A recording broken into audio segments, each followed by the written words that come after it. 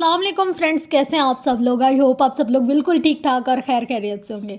तो जनाब आज हम लोग शुरू करने जा रहे हैं एपिसोड 38 ऑफ नॉवल वक्त, जिसकी राइटर है मेहरुन्निसा शामिर। तो बगैर कोई टाइम वेस्ट किए, बगैर कुछ भी एक्स्ट्रा बात किए, कोई स्पॉइलर कुछ भी कहानी का बताए बगैर हम लोग डायरेक्ट स्टार्ट करते हैं। Ready set go. वो अगले घंटे अस्पताल आई थी। सफ़ीर के पीछे इसे लगता था सफ़ीर ख़ुद को या फिर महराज सुल्तान को नुकसान देगा। वो जब आई इसी वक्त शम्स सुल्तान महराज सुल्तान के कमरे से निकल रहे थे। इनके चेहरे पर पसीना था, परेशानी थी। डॉक्टर अब्दुल हफीज़ पीरज़ादा अंदर कमरे में गए थे। महर माँ राहदारी के सिरे पर खड़ी सब देख रही थी और फिर वो अंदर दाखिल हुई। कदम मन मन भर के थे। दिल गालियाँ दे रहा था, कोस रहा था। ज़मीर ने लाख मलामत की थी लेकिन इसके कदम नहीं रुके थे। वो अंदर आ गई थी।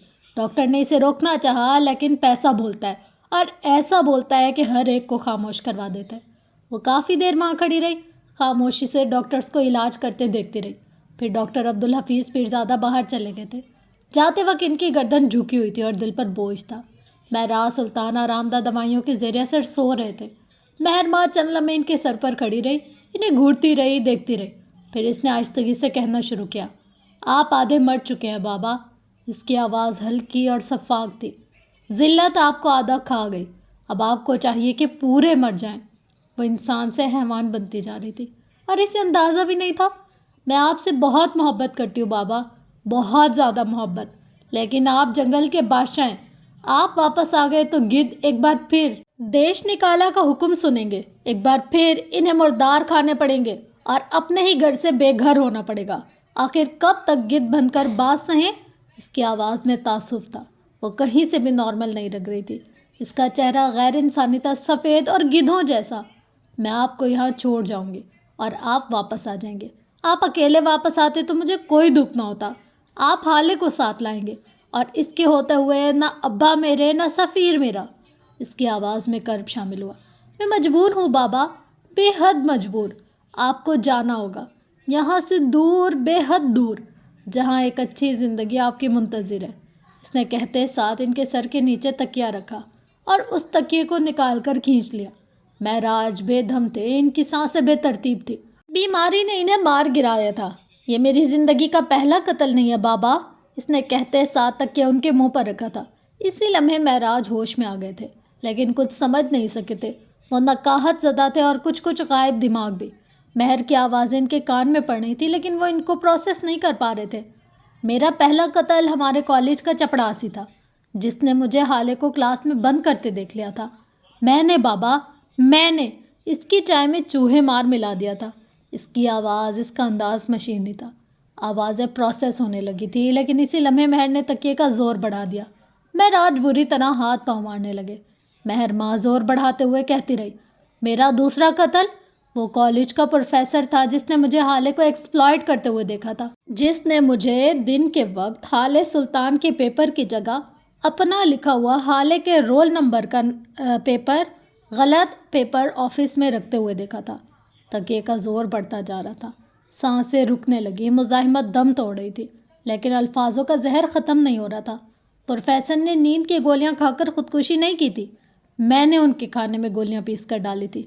मैं ऐसा नहीं करना चाहती थी लेकिन मैं मजबूर थी बाबा, मैं बहुत मजबूर थी। वो अजीब से लहजे में कह रही थी। तकियों के नीचे पड़े आदमी की मुज़ाहिमत ख़त्म हो गई। वो फरिश्ता सिर्फ आदमी अब नहीं रहा था, वो जा चुका था। महर ने तकिया हटा लिया, इसकी आंखों से आंसू बह रहे थे। वो महराज को इस तरह साकित देखकर गहरी अजियत में लगती थी। I am sorry Baba, I am really sorry. मुझे गिद्ध बनने पर आप ही लोगों ने मजबूर किया। I am so sorry. वो बुलंद आवाज़ में रोती रही। इसी लम्हे इसने कदमों की चाप सुनी थी। कोई था जो करीब आ रहा था और महर माँ कदमों की चाप पहचानती थी। वो फ़ौरन से दीवार पर लगे पर्दे की ओट में हो गई। नवारिद दरवाज़ा धकेल कर अंदर आया था। वो सफ़ीर था। सुर्ख आंखों और बुलंद आवाज़ में वो चीखता चिल्लाता जा रहा था। इनसे इनकी बेटी का पूछ रहा था, फिर उमर से निकाह करवाने पर घुरा भी रहा था। इसके मुंह से कफ निकल रहा था। फिर दफतन वो रुका, वो आगे आया था। इसने महराज सुल्तान का साकिन वजूद देखा और फिर इनके दिल के मकाम पर हाथ रखा था। अगले ही लम्हे वो करंट खाकर दूर हटा, बल्कि वो फर्श पर बैठ गया और बुरी तरह खौफज़दा था। इसकी आंखें एक जगह जम सी गईं। वो साकित था, बेसांस चेहरा सफ़ेद पड़ चुका था। इसे लगा था वो इसकी बातें सुनकर मर गए। اگلے لمحات تمہیں ٹوٹے بکھرے نظر آئیں گے۔ ڈاکٹرز کی ٹیم سفیر کو باہر نکال رہی تھی، وہ ایک لاش کی مانند ان کے ساتھ چلتا گیا۔ اس دن سفیر سلطان کی گلٹی ہونے کا سفر شروع ہوا تھا۔ مہرما باہر نکل آئی تھی، اس نے جھپٹ کر دونوں ننھے کیمرے اتارے تھے، اب وہ ان میں اپنی مرضی کی فوٹیج رکھنے والی تھی۔ اگلے منظر میں وہ لان میں بیٹھی تھی، فروہ حالے کے بارے میں کچھ کہہ رہی تھی اور مہر بدلے میں حالے کی یاد کا ذکر کر رہی تھی۔ لیکن اگر تم ذرا جھک کر میز پر رکھا موبائل دیکھو تو اس پر کال چل رہی تھی اور اس کال پر حالے سلطان کا نمبر لکھا تھا۔ اس سے اگلے منظر میں وہ یوسف سلطان کے ڈاکٹر کے سامنے بیٹھی تھی۔ وہ اس سے کہہ رہی تھی کہ اب یوسف سلطان کو خاص توجہ اور خاص کیئر کی ضرورت ہے، انہیں ٹینشن نہ دی جائے ورنہ وہ پیرالائز ہو سکتے ہیں یا پھر انہیں فالج کا اٹیک بھی ہو سکتا ہے۔ اگلے ہی دن مہرما نے جان بوجھ کر ان کے سامنے جھگڑا شروع کر دیا۔ اسے وہ ایسے ہی چاہیے تھے، لاچار، بے بس، حالے سے دور۔ اگلے منظر میں وہ سفیر کی ڈرنک میں ڈرگز ملاتی نظر آ رہی تھی۔ وہ زیادہ پی لیتا تو اسے حالے سمجھ لیتا، اگر ڈرگز لے گا تو اس سے محبت کی باتیں بھی کرے گا۔ بس یہی تو تھا اس کے ذہن میں۔ سفیر کی گن لے کر برونو کو مارنے والی بھی وہ خود تھی۔ عمر اسے اپنا زوال لگتا تھا۔ وہ حالے اور حسن کو اس کے قریب کیسے دیکھ سکتی تھی؟ اس کے بعد وہ بس حالے کو ایکسپلائٹ کرنے کی کوشش کرتی رہی۔ عمر سے حالے کی طلاق اس کا سب سے بڑا مقصد بن گیا تھا۔ وہ سفیر سے مار کھائے، گالیاں کھائے یا پھر وہ نشے میں دھت ہو کر ہی صحیح، اسے مہر کے بجائے حالے سلطان سمجھ کر ہی صحیح نظر التفات لٹائے، وہ اسے ہر حال میں قبول تھا۔ اسے لاغر، معذور اور بیچارے یوسف سلطان بھی قبول تھے جو اب اس کے محتاج تھے، جنہیں اب اس کی محبت نہیں ضرورت تھی۔ اسے اپنے لوگوں کو غلام بنا کر رکھنا اچھا لگتا تھا۔ وہ گدھ تھی، اسے مردار کھانا اچھا لگتا تھا۔ موجودہ دن، موجودہ لمحہ۔ عمر حیات اپنی جگہ پر ساکن کھڑا اسے دیکھ رہا تھا۔ وہ ہنس رہی تھی، مسکرا رہی تھی، اپنے شوہر کی کسی تعریف پر وہ سرخ ہو رہی تھی۔ اسی لمحے سفیر کا فون بجا تھا۔ آوازوں کا مسئلہ تھا، اس کا شوہر اسے اشارے سے ضروری کال کہتا اپنی جگہ سے اٹھ گیا۔ مہر مسکراتے ہوئے پلک جھپکا کر اسے تسلی دیتے ہوئے جاتے دیکھتی رہی۔ عمر نے اپنے قدم اس کی جانب بڑھائے، وہ چھوٹے چھوٹے قدم لیتا اس کے قریب آ کر رکا۔ اسی لمحے مہرما نے بھی اسے دیکھا۔ آج کچھ تھا جو عمر حیات کی آنکھوں میں بدلا ہوا تھا، کوئی پٹی تھی جو اتر چکی تھی۔ ایک لمحے کو مہرما ٹھٹکی تھی، پھر اگلے ہی لمحے سنبھل بھی گئی۔ ہیلو عمر وہاج خان، وہ جتلاتی مسکراہٹ کے ساتھ بولی تھی۔ عمر مسکرا بھی نہ سکا۔ ہیلو مہرما غیاث الدین، وہ بے تاثر لہجے میں بولا تھا۔ حقیقت وہ دونوں جان چکے تھے، اب چھپانے کا کوئی فائدہ نہیں تھا۔ عمر آہستگی سے اس کے سامنے کرسی پر بیٹھا۔ چند پل وہ دونوں ایک دوسرے کو دیکھتے رہے، پھر مہر نے اس خاموشی کو توڑا۔ کیا میں مان لوں کہ تم اب بھی وہ سب کچھ نہیں جانتے؟ وہ اس کی آنکھوں میں دیکھتی کس ڈھٹائی سے پوچھ رہی تھی۔ عمر چند پل اسے کچھ کہہ ہی نہ سکا۔ کیا تم نے جج صاحب؟ وہ باقی کے الفاظ نہیں کہہ سکا، کہنا مشکل تھا۔ مہر اس کی بات پر چپ سی ہو گئی، پھر یکدم اس کی آنکھوں میں افسوس سا ابھرا، اس کے چہرے پر ملال پھیلا، اس کی آنکھوں کے کنارے نم ہوئے۔ میں ایسا نہیں چاہتی تھی عمر، وہ بولی تو اس کے لہجے میں دکھ تھا۔ میں مجبور تھی، بہت زیادہ مجبور، وہ آزودگی سے کہہ رہی تھی، اور عمر جیسے اس کے انکشاف پر گنگ ہو گیا تھا۔ آس پاس دنیا گھومتی ہوئی محسوس ہو رہی تھی، اس کی آنکھوں میں کرب اترا تھا، کاش وہ اٹھ کر اس کا گلا دبا سکتا۔ وہ ہاتھ کی مٹھی بھیچے اسے سنے گیا، وہ کہے گئی، تم نے جنگل دیکھا ہے عمر؟ وہ اس کی آنکھوں میں دیکھتی عجیب لہجے میں کہہ رہی تھی، جنگل میں کئی جانور اور پرندے ہوتے ہیں، چھوٹے بڑے ادنا اعلیٰ، وہ سب ساتھ رہتے ہیں، کبھی لڑتے ہیں، کبھی مرتے ہیں، ایک دوسرے کو کھا لیتے ہیں، نوچ لیتے ہیں، لیکن وہ ساتھ رہتے ہیں۔ کوئی ایک دوسرے کو نکال نہیں دیتا، لیکن ایک پرندہ ہے جسے جنگل سے نکال دیا گیا، دیش نکالا سمجھتے ہو؟ عمر بس اپنی آنکھوں میں تپش لی اسے دیکھے گیا، وہ کہتی رہی، جب اسے جنگل سے نکالا گیا تو گدھوں نے آبادی کا رخ کیا۔ گدھ جانوروں کو چھوڑ کر انسانوں کا مردار گوشت کھانے لگے، ہر طرح کا، چھوٹا بڑا، مردار حلال، ہر طرح کا گوشت۔ تمہیں لگتا ہے یہ گدھوں کی صفاقی تھی؟ نہیں عمر، یہ گدھوں کی مجبوری تھی، وہ زور دے کر بولی۔ وہ مجبور تھے، میں بری نہیں ہوں، میں بس گدھ ہوں جسے کبھی اپنا سمجھا ہی نہیں گیا، جس نے سلطان منزل کے جنگل میں زندگی کے 29 سال گزار دیے، لیکن کسی نے اسے قبول نہیں کیا۔ اب میں اگر گدھ بن کر مردار کھانے لگی تو اس میں میرا کیا قصور ہے؟ اسی لمحے سفیر ان کی طرف آتا دکھائی دیا۔ اس کی کال لمبی ہو گئی تھی، لیکن وہ ان سے 2 میز دور تھا جب کسی جاننے والے نے اسے روک لیا۔ عمر نے سمجھنے والے انداز میں سر ہلایا، ایک سخت نظر مہرما پر ڈالی اور کہنا شروع کیا، تم نے میرا بخت کھایا مہرما۔ عمر اس کو دیکھ کر بول رہا تھا، میرے رشتے، میرے پیسے، میرا حق، میری عیاشی، تم نے سب کھایا؟ ایک زندگی تھی جو تم نے میری جگہ گزاری، اور اب اس نے اپنی آواز دھیمی کر لی، اب وقت ہے کہ تم حساب دو۔ سفیر کو کسی جاننے والے نے روک رکھا تھا، اس کی نظریں بے چین سی تھی، وہ جلد از جلد یہاں آنا چاہتا تھا۔ عمر اب بھی کہہ رہا تھا، میں عمر حیات آج تمہیں بتا رہا ہوں، میں تم سے حساب لوں گا، میں تمہاری گردن میں ایسا پندہ لگاؤں گا کہ تم خود اسے خود پہ کست ہوگی۔ اتنا عرصہ میں تمہیں سمجھ نہیں پایا کیونکہ میں وکٹم بن رہا تھا، لیکن آج اور ابھی سے عمر حیات کہانی کا ولن ہے، یاد رکھنا مہرماں۔ مہرماں ابرو اونچی کی اسے دیکھ رہی تھی، اب کہانی میں اصل مزہ آنے لگا تھا۔ تمہیں یہ تو پتہ ہے کہ گدھوں کو قبول نہیں کیا گیا، لیکن کیا تم یہ جانتی ہو کہ ان گدھوں کو کیوں قبول نہیں کیا؟ مہر کے چہرے پر الجھن ابھری۔ عمر کہتا رہا، گدھ حریص تھے، وہ کھاتے تھے اور بہت کھاتے تھے، حلال حرام مردار سب کھاتے تھے، لیکن پھر بھی ان کا حرص نہیں مرتا تھا، یہاں تک کہ ان کے منہ سے ان کا کھایا کہہ کی صورت نکل آتا، ہاضمہ خراب ہو جاتا تھا، لیکن وہ پھر بھی کھاتے تھے کیونکہ گدھ حریص تھے۔ وہ اتنا کھا کر کہہ کر پاگل ہونے لگتے، ساری رات گدھ سوتے نہیں تھے، ان کا حرص ان کا حسد انہیں سونے نہیں دیتا۔ گدھوں کو نکالا جانا ظلم نہیں، جنگل کی صفائی تھی۔ وہ ایک لفظ پر زور دے کر بولا تھا، تم نے بہت مردار کھایا ہوگا، بہت گوشت کے ٹکڑے حلق سے اندر اتارے ہوں گے، لیکن میں گوشت کا وہ ٹکڑا ہوں جو 7 پانیوں سے بھی نہیں نکلے گا، میں تمہارے حلق میں اٹک جاؤں گا اس طرح کہ تمہاری سانس بند ہونے لگے گی۔ تم اگر گدھ ہو تو میں تم سے بڑا گدھ ہوں، شاید تم بھول رہی ہو مہرماں، ہم دونوں ایک ہی ہیں، ہم دونوں ایک ہی دن پیدا ہوئے، ہمارے اندر ایک جیسا شر ہے، فرق بس یہ ہے کہ میں اپنے شر پر قابو پا رکھتا ہوں۔ لیکن اب میں تمہیں بتاؤں گا اصل گدھ کون ہے۔ مہرماں کچھ نہیں بولی، وہ بس محظوظ سی اسے دیکھتی رہی۔ تم فیری ٹیل دیکھتے ہو عمر؟ وہ مسکراتے ہوئے پوچھ رہی تھی۔ عمر آنکھوں میں تیش لیے اسے دیکھتا رہا۔ نہیں دیکھتے ہوگے ہے نا؟ مہرماں نے اضافہ کیا، میں دیکھتی ہوں، بہت زیادہ دیکھتی ہوں۔ پتہ ہے کیا، مجھے فیری ٹیلز میں ہمیشہ وہ لوگ پسند تھے جو ایول تھے، مجھے وہ جادوگر نہیں پسند تھی جس نے رپنزل کو قید کر لیا تھا، کچھ عرصہ ہی صحیح لیکن وہ خوبصورت زندگی گزارتی رہی۔ مجھے وہ سوتیلی ماں پسند تھی جس نے شہزادی کو محل سے در بدر کر دیا، چاہے کچھ عرصہ ہی صحیح لیکن شہزادی نے ٹھوکریں تو کھائی نا۔ مجھے ہر برا کردار پسند ہے، مجھے ہر وہ انسان پسند ہے جو اپنے حق اپنی محبت چھین لیتا ہے، اور رہی بات بدلے کی انتقام کی تو وہ مجھ سے نہیں لے سکتے تم عمر۔ تمہارے پاس ایک واحد چیز، واحد رشتہ حالے ہے، اور تم دیکھنا میں اسے تم سے کس طرح الگ کروں گی۔ نہ تم کہانی کے شہزادے ہو نہ وکٹم، اور اب تم کہانی کے دیو، اور دیو کی جان ہمیشہ ایک ننھی چڑیا میں ہوتی ہے، میں اس چڑیا کی مالک ہوں۔ تم دیکھنا عمر، میں تمہارے بخت سے تمہاری آخری محبت کیسے کھروچ کر مٹاتی ہوں۔ سفیر قریب آ چکا تھا، عمر خاموش ہو کھڑا رہا، اسپاٹ سرد آنکھوں سے اسے دیکھتا ہوا۔ تم میری بیوی سے کیا بات کر رہے ہو؟ اس کا لہجہ سخت بھی تھا اور مشکوک بھی۔ عمر اب کے سفیر کی جانب مڑا، چہرہ حتی الامکان بے تاثر رکھا، چند ثانیے سفیر کو گھورتا رہا اور پھر مڑ گیا۔ وہ بہت بری طرح ڈسٹرب تھا، شاید ہرٹ بھی۔ وہ مڑ گیا تو سفیر نے تندئی سے مہر کو دیکھا۔ تمہیں یہی آدمی ملا تھا بات کرنے کو؟ اس کا لہجہ سخت تھا۔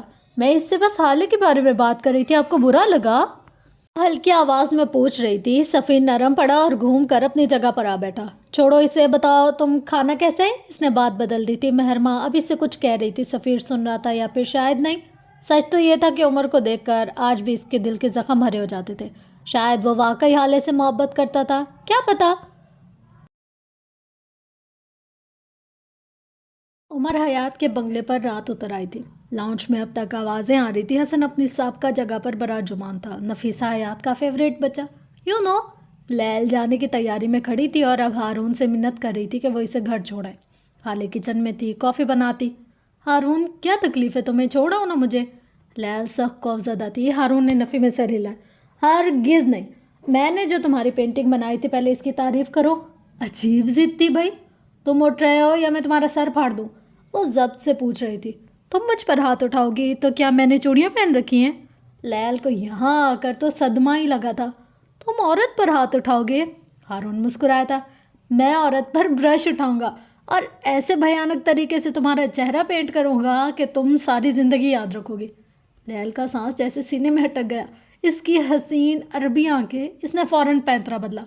تو میرے اچھے دوست ہو ہارون، میں تو بس مذاق کر رہی تھی۔ تم اس دنیا کے سب سے بہترین پینٹر ہو، میں تمہاری سب سے بڑی فین ہوں۔ عمر میں نا میں جانتا ہوں تم میری فین لسٹ میں سب سے بڑی عمر کی عورت ہو، اور بس یہاں لیل سکندر کی بس ہو چکی تھی۔ وہ اپنا بیگ جھپٹتے ہوئے اٹھی تھی، ہارون پہ جہنم میں جاؤ والی نظر ڈالی اور آگے بڑھ گئی۔ ہارون بھی اٹھ کھڑا ہوا اور مسکراتے ہوئے اس کے پیچھے گیا۔ اب وہ سارا راستہ اس سے لڑتے ہوئے جائے گی، وہ جانتا تھا، لیکن وہ بھی کیا کرے، جو سکون لیل کو تپا کر ملتا تھا وہ کہیں اور نہیں ملتا تھا۔ وہ چلے گئے تو لاؤنج خالی ہو گیا۔ نفیسہ بھی اٹھ کر اپنے کمرے میں چلی گئی۔ حسن کو حالے نے بلا لیا تھا، وہ کچن میں کھڑی حسن سے اس کے کالج کے متعلق کوئی بات کر رہی تھی، جب تک عمر اندر جاتا دکھائی دیا۔ اس نے جاتے جاتے ایک نظر حالے کو دیکھا اور پھر اسی طرف آ گیا۔ اس کی رنگت نچڑی ہوئی تھی، چہرہ عجیب تھا، صاف ظاہر تھا وہ ڈسٹرب ہے۔ وہ کچن میں ایک دوسرے کے آمنے سامنے کھڑے تھے۔ حسن نامحسوس انداز میں باہر نکل گیا۔ عمر نے حالے کو دیکھا، وہ اسے بتا دے؟ کیا وہ یقین کر لے گی؟ کیا اسے کوشش نہیں کرنی چاہیے؟ اس نے غلط ترک کیا، کہنے کو الفاظ جمع کیے۔ اگر میں کسی دن کوئی ایسی بات کہہ دوں جسے آپ نے اپنے وہم و گمان میں بھی نہ سوچا ہو، تو کیا آپ میرا اعتبار کریں گی؟ وہ بڑے دنوں بعد آج پھر سے آپ کہہ رہا تھا، الفاظ جوڑ جوڑ کر اس کی آنکھوں میں دیکھ کر سوال کرتا۔ یہ اس کا عمر تھا؟ ہاں یہ وہی تھا۔ حالے نے بازو سینے پر باندھ کر اسے دیکھا۔ تم خود کو دیکھو عمر، تم ہمارا ماضی دیکھو اور پھر خود سے سوال کرو کہ کیا میں سوال کروں گی؟ وہ اس کو دیکھتے ہوئے بولی تھی۔ مجھے معاف کر دو حالے، میں آج اپنی غلطی مانتا ہوں، میں نے جو بھی تمہارے ساتھ کیا وہ غلط تھا، لیکن اب میں اپنے عمل پر شرمندہ ہوں۔ کیا ہم ایک دوسرے کو موقع نہیں دے سکتے؟ وہ آج مختلف لگ رہا تھا، وہ اسے روک رہا تھا، شاید وہ خوف زدہ تھا۔ مجھے جانے دو عمر، ہم دونوں کے حق میں یہی بہتر ہوگا۔ طلاق ایک نہ ایک دن ہونی ہے، ضروری نہیں ہے کہ ہماری طلاق ہو جائے۔ عمر نے ناگواری سے ٹوکا تھا۔ حالے مسکرائی تھی، اذیت سے، کرب سے۔ کیوں عمر، ہماری طلاق کیوں نہیں ہوگی؟ Because I am the woman you love with all your heart. یا پھر تم میرے ساتھ جینا چاہتے ہو، لیکن تم تو کہتے ہو ان میں سے ایک بات مذاق تھی اور بابا کی خواہش۔ عمر کا سر جھکا تھا، اس سے پشیمانی ہوئی۔ حالے تکلیف سے کہہ رہی تھی، تم کہتے ہو تمہارے استاد نے تمہیں جو سکھایا وہی صحیح تھا اور تم ویسا ہی کرو گے، اور اب تم اپنے عمل پر معافی بھی مانگ رہے ہو۔ تم چاہتے ہو میں تم پر اعتبار کروں، لیکن تم خود ایسا نہیں کرنا چاہتے۔ تمہاری کوئی بات سچی نہیں ہے عمر، تم جھوٹے ہو، تم اندر سے ایک شکی آدمی ہو، تم ایک سیلف obsessed آدمی ہو جسے لگتا ہے اسے سب پتہ ہوتا ہے۔ نہ حالے کی آواز اونچی تھی نہ اس میں طنز تھا، پھر بھی عمر کو اس کی باتیں چابک جیسی لگی۔ تم آج کہیں سے ہماری کہانی کا کوئی نیا سچ جان کر آئے ہو، لیکن تم مجھے نہیں بتا رہے۔ یہ بات نہیں ہے کہ میں تم پہ اعتبار نہیں کرتی، بات یہ ہے کہ تم، وہ آگے آئی، عمر کے سینے پر انگلی سے دستک دی، تم مجھ پر اعتبار نہیں کرتے، ورنہ میں تو وہی ہوں جسے آدھی رات میں تم نے کہا تھا کہ میں جینا چاہتا ہوں اور میں نے اعتبار کر لیا تھا۔ عمر نے ایک جھٹکے سے گردن اٹھا کر اس کو دیکھا۔ اس کی آخری بات میں کچھ تھا کہ ٹھٹکا جائے، کچھ ایسا کہ وہ سچی لگے۔ وہ اب بھی اس کے سامنے کھڑی تھی، اس کی آنکھوں میں اپنی نم ہوتی آنکھیں گاڑے ہوئے، ان میں تکلیف تھی، واضح تکلیف۔ تم چاہتے ہو میں یہاں رہوں، لیکن تم پورا ایک ماہ کہاں تھے عمر؟ تم بس اپنا سوچتے ہو، آج تمہیں میری ضرورت ہے تو تم روک رہے ہو، ورنہ حالے کو چھوڑ دینا تو ہمیشہ تمہارے لیے آسان رہا ہے۔ وہ بول کر رکی نہیں تھی، شاید اسے اپنے آنسوؤں کے بہہ جانے کا ڈر تھا۔ پیچھے عمر تہی دامہ کھڑا رہ گیا۔ پولیس والا اگر اعتبار کر لے تو نری موت۔ یاقوت مرزا کا کمرہ آج خاموش سا تھا، نرمین آج نو کے ساتھ تھی، شاید وہ تھوڑی دیر تک اسے چھوڑنے آ بھی جاتا۔ یاقوت مرزا آئینے کے سامنے کھڑا اپنے بالوں میں اسپرے کر رہا تھا، وہ کافی بدلا ہوا سا تھا۔ اس کے چہرے پر بے چینی، سنجیدگی بھی تھی، شاید کچھ سوال بھی تھے جن کے جواب اسے مل نہیں پا رہے تھے۔ وہ تیار ہو کر لاؤنج میں آیا، صوفوں پر اس کے دوست بیٹھے تھے، دیوار گیر ٹی وی پر خبر چل رہی تھی۔ ناظم آباد سے خبر شامل کرتے چلتے ہیں۔ اطلاع ملی ہے کہ ناظم آباد سے لاپتہ ہونے والی اقرا خالد کی زیادتی شدہ لاش پولیس کو مل گئی ہے۔ بتایا جا رہا ہے کہ اقرا کے ساتھ متعدد افراد نے۔ یاقوت نے آگے بڑھ کر ریموٹ کی مدد سے رپورٹر کا آواز کا گلا گھونٹ دیا، اور اس کا چہرہ بالکل بھی نارمل نہیں تھا۔ وہ ڈرا ہوا، گلٹی سا لگتا تھا، اسے اب لگتا تھا جو اس نے کیا ہے وہ گناہ ہے۔ بند کیوں کر دیا یاقوت؟ سننے تو دیتے، آخر وہ بے غیرت لوگ پکڑے بھی گئے یا نہیں؟ اس کی ایک دوست بولی تھی۔ یاقوت ایک سنگل صوفے پر آ کر بیٹھا تھا، ہاتھ نامحسوس انداز میں بازو کو کھینچتا جا رہا تھا، اور کبھی گردن، آس پاس خنزیروں کی بو پھیلنے لگی تھی۔ جسم سے چپکا نادیدہ چیچک اب نظر آنے لگا تھا۔ کیا بے غیرت ہیں وہ؟ ہاں، اور وہ لڑکی، اس کی کوئی غلطی نہیں تھی، کیوں نکلی تھی شام میں گھر سے؟ وہ چڑھ دوڑا تھا۔ پاس بیٹھے شان نے افسوس سے اس کو دیکھا۔ یاقوت، تم وکٹم بلیمنگ کر رہے ہو؟ اور وہ لڑکی اپنے باپ کی دوائی لینے نکلی تھی۔ اس کا باپ ایک بیٹا نہیں پیدا کر سکا تھا جو آدھی رات کے وقت اس کی دوائی لے آتا اور ریپ نہ ہوتا، وہ تلخی سے بولا۔ یاقوت کو بے اختیار اپنے آس پاس آکسیجن کی کمی محسوس ہوئی۔ بیٹا ہوتا تو کیا ہو جاتا؟ اب کے نوید بولا تھا، کیا لڑکے ریپ نہیں ہو رہے ہیں؟ حمزہ متین کا کیس بھول گئے ہو تم؟ 1 ہفتہ پہلے اس کو اجتماعی زیادتی کے بعد قتل کر دیا گیا تھا۔ ریپسٹ جینڈر نہیں دیکھتے۔ یاقوت نے مردہ آنکھوں سے ان کو دیکھا۔ اس کے پاس کہنے کو کچھ نہیں تھا۔ وہ جسے گناہ مان ہی نہیں رہا تھا، آج وہی عمل گلے کا پھندا بننے لگا تھا۔ ایسا بھی تو ہو سکتا ہے اس نے یہ سب کسی مجبوری میں کیا ہو۔ یاقوت کے حلق سے پھنسی پھنسی آواز نکلی تھی۔ اسے لگ رہا تھا وہاں بیٹھے تمام لوگ اس پر ہنس رہے ہوں جیسے۔ ریپ کبھی بھی مجبوری نہیں ہوتا یاقوت، ریپ ایک بیماری ہے۔ بیمار دماغ ایسا کرتا ہے، ایک ایسا دماغ جسے مرد عورت انسان جانور سے فرق نہیں پڑتا، نوین کہہ رہی تھی، اور یاقوت دم سادے اس کو سنے گیا۔ جو لوگ کہتے ہیں ریپ مرد نے کیا، غلط کہتے ہیں۔ کوئی بھی مرد یا عورت ریپ نہیں کرتے، کوئی ہوس ریپ نہیں کرتی۔ ریپ ایک بیمار دماغ کرتا ہے جسے قبر میں لیٹی عورت سے بھی فرق نہیں پڑتا، جسے نوزائیدہ بچی سے بھی فرق نہیں پڑتا، جسے اپنے جیسے انسانی قد و قال رکھنے والے انسانوں سے بھی فرق نہیں پڑتا۔ ریپسٹ ایک خنزیر جیسا ہوتا ہے۔ جس طرح خنزیر اپنا فضلہ خود کھا جاتا ہے نا، بالکل اسی طرح ریپسٹ بھی ریپ کرتا ہے۔ وہ بول کر خاموش ہوئی تو شان نے بولنا شروع کیا۔ کیا کوئی یاقوت کو نہیں دیکھ رہا تھا؟ کوئی یہ نہیں دیکھ رہا تھا کہ وہ الفاظوں کے زہر سے سبز پڑ رہا ہے؟ شان کہہ رہا تھا، تم جانتے ہو یاقوت، ریپ کس طرح پورا خاندان توڑ دیتا ہے؟ ریپ قتل سے بھی بڑا جرم ہے۔ اس جرم میں ایک وکٹم نہیں ہوتا بلکہ سارا خاندان، سارا سرکل وکٹم بن جاتا ہے۔ لڑکی کا گھر، خاندان، دوست سب افیکٹ ہوتے ہیں۔ اس لڑکی کا بھائی گلی میں گزرتے ہوئے گردن جھکا دیتا ہے کیونکہ اس گلی میں کئی تم جیسے وکٹم بلیمرز ہوتے ہیں۔ لڑکی کی بہنوں کے رشتے نہیں آتے کیونکہ خاندان میں تم جیسے لوگ ہوتے ہیں جن کو لگتا ہے کہ شاید ریپسٹ اتنا برا نہیں تھا، کچھ قصور لڑکی کا بھی ہوگا۔ یاقوت کو جیسے وقفے وقفے سے چابک لگ رہے تھے، چیچک زدہ جسم سے خون رس رہا تھا۔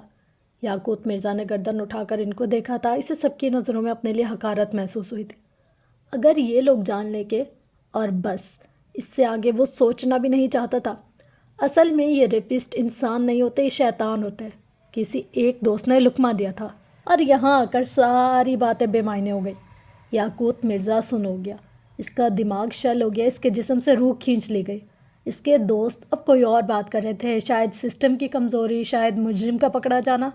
یاقوت بس غائب دماغی سے انہیں سن رہا تھا۔ اس کے دماغ میں جو چل رہا تھا وہ کئی برس پرانے مناظر تھے۔ کئی برس قبل، یہ ان دنوں کی بات ہے جب فہیم مرزا نے اپنا کاروبار برطانیہ میں پھیلا لیا تھا۔ انہیں وہاں رہنا پڑتا تھا اور یاقوت اپنی ماں کے ساتھ پاکستان میں، کیونکہ مسکان، فہیم مرزا کی بیوی، کو پاکستان پسند تھا۔ 2 ماہ قبل جب ان کی وفات ہوئی تب یاقوت یہاں سے نہ جانے پہ باضد تھا۔ بالآخر مجبور ہو کر فہیم مرزا کو اسے نوح کی ماں کے پاس چھوڑنا پڑا۔ وہ مخلص اور اچھی عورت تھی۔ اپنے ساتھ ہونے والے مظالم کا بدلہ اس بچے سے نہیں لیا۔ وہ پچھلے 3 ماہ سے ان کے گھر رہ رہا تھا۔ صبح میں نوح اور نرمین کے ساتھ اسکول جاتا اور شام میں قاری صاحب کے گھر۔ ہماری کہانی اور یاقوت کا اصل قاری صاحب کے گھر سے جڑا ہے۔ پکی اینٹوں والی بیٹھک میں اس وقت کئی بچے سر ہلا ہلا کر قرآن پڑھ رہے تھے۔ ان کے سروں پر جالی دار ٹوپیاں تھیں۔ قاری صاحب کے دائیں طرف ایک بچہ بیٹھا تھا، سیاہ آنکھیں، صاف ستھرا لباس اور امیروں والے ٹھاٹھ۔ وہ بچہ بہت خوبصورت تھا اور اس وقت بیٹھک میں بیٹھے تمام بچوں سے اچھا پڑھنے والا تھا۔ اسے قرآن پڑھنے کا بہت شوق تھا۔ اسے صرف 1 ہفتے میں ہی 6 چھوٹی چھوٹی صورتیں یاد کر لی تھی۔ وہ جب پڑھتا تو ساری دنیا سے بے خبر ہوتا تھا، ایک وہ اور ایک اس کا قرآن پاک۔ تمام بچوں کا دھیان سپارے کی جانب تھا جبکہ یاقوت کو اپنی پشت پر کچھ سرکتا ہوا محسوس ہوا۔ وہ بدک کر دور ہٹا۔ اس کی آنکھوں میں خوف اور ناپسندیدگی تھی۔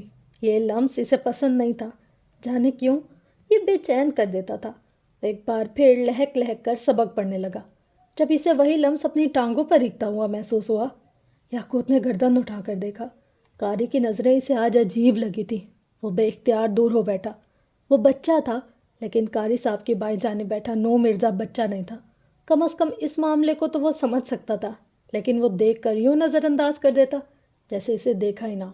کئی دن بیتے لیکن وہ گند، برا اور بے چین کر دینے والا لمس، وہ لمس نہیں بدلا۔ یاقوت اب بے طرح بے چین ہونے لگا۔ وہ قاری صاحب سے دور جا کر بیٹھتا تھا لیکن پھر وہی ہوتا جس کا اسے ڈر رہتا۔ قاری اس کے معصوم ہاتھ سرخ کر دیتا تھا۔ قاری نے مشہور کر رکھا تھا کہ یہ ایک نہ پڑھنے والا اور بہانے بنانے والا بچہ ہے، اسی لیے وہ قاری کے ساتھ نہیں بیٹھتا۔ ایسے ہی ایک دن میں جب وہ سارے بچے بیٹھک سے چھٹی کر کے چلے گئے تب وہاں ایک بچہ تھا جسے جانے نہیں دیا گیا، یاقوت مرزا، اور وہ ہر بار سبق یاد کر کے سناتا تھا اور ہر بار ہی مار کھاتا تھا کیونکہ اسے آیت نہیں آتی تھی۔ وہ ہر مرتبہ آیت کو الٹا پڑھتا۔ شیطان کی اولاد، سبق کو صحیح سے پڑھ، قاری سے مارے جاتا اور یہی سطر دہرائے جاتا۔ وہ خود سے نہیں پڑھ پاتا تھا، اسی لیے قاری نے نوح کے سر اس کی ذمہ داری لگا رکھی تھی۔ نوح جتنی ہی مرتبہ اسے سبق یاد کرا دیتا لیکن وہی ڈھاک کے 3 پات، وہ ہر دفعہ آیت کو غلط پڑھتا تھا۔ یہ اس کے لیے نیا تھا، پہلے تو کبھی ایسا نہیں ہوا تھا۔ وہ ذہین تھا اور اسے قرآن سے محبت بھی تھی۔ وہ تو نوح اور نرمین سے پہلے تیار ہو جایا کرتا تھا، لیکن جب سے وہ قاری صاحب کے لمس سے چڑھنے لگا تھا تب سے یہی سب ہونے لگا تھا۔ اس شام بھی وہ روئی روئی معصوم آنکھوں سے سبق دیکھ رہا تھا۔ اس کی آنکھیں سوج گئی تھیں، ہاتھ جل رہے تھے، لیکن وہ پڑھے گیا۔ اسی لمحے ایک بار پھر اسے قاری کا ہاتھ اپنے ران پر محسوس ہو، اور بس یہ ایک حد تھی۔ وہ غصے سے اس کا ہاتھ جھٹکتے ہوئے اٹھا تھا اور قاری کے منہ پر تھوک دیا۔ اس کے بعد ایک قہر تھا جو اس پر ٹوٹ پڑا تھا۔ قاری نے کسی جانور کی طرح اس کی رانوں پر ڈنڈے برسائے۔ وہ چیخ رہا تھا، کسی کو مدد کے لیے پکار رہا تھا، لیکن کوئی اس کے لیے نہیں آیا۔ باہر بیٹھا سنہری آنکھوں والا لڑکا بھی نہیں۔ وہ بس آنکھیں موندے اندر سے آتی آوازوں پر تسکین لے رہا تھا۔ اس کے چہرے پر انتقام تھا۔ یہ رات کے وقت رابیل، نوح کی ماں، نے یاقوت کی ٹانگوں پر مرہم لگا دیا تھا۔ وہ بے حد تکلیف میں لگتا تھا، بار بار کراہتا رہتا۔ رابیل کئی بار کہہ چکی تھی کہ وہ اپنے باپ کو سب بتا دے، لیکن وہ جانتا تھا اگر اس کے باپ کو پتہ چل گیا تو وہ اسے قرآن نہیں پڑھنے دیں گے، اور اسے 6 صورتوں سے آگے بھی یاد کرنا تھا۔ رابیل اس کی مرہم پٹی کر چکی تھی۔ وہ ان کا بھانجا تھا، بالکل بیٹوں جیسا۔ اب وہ اس کے پاس بیٹھی تھی اور یاقوت معصومیت سے ان کو دیکھ رہا تھا۔ اس کی آنکھیں روئی روئی سی تھی۔ رابیل نے پیار سے اس کے بالوں پر ہاتھ پھیرا۔ تم فکر مت کرو یاقوت، اللہ ہے نا، وہ تم پر رحم کرے گا، تم بالکل ٹھیک ہو جاؤ گے، وہ اسے دلاسا دے رہی تھی۔ نو ایک طرح بیٹا کان لگا کر ان کی باتیں سن رہا تھا۔ رحم کیا ہوتا ہے آنٹی؟ وہ ان کو دیکھ کر پوچھ رہا تھا۔ رابیل نے الفاظ جوڑنے چاہے، اب وہ اس بچے کو کیا سمجھاتی؟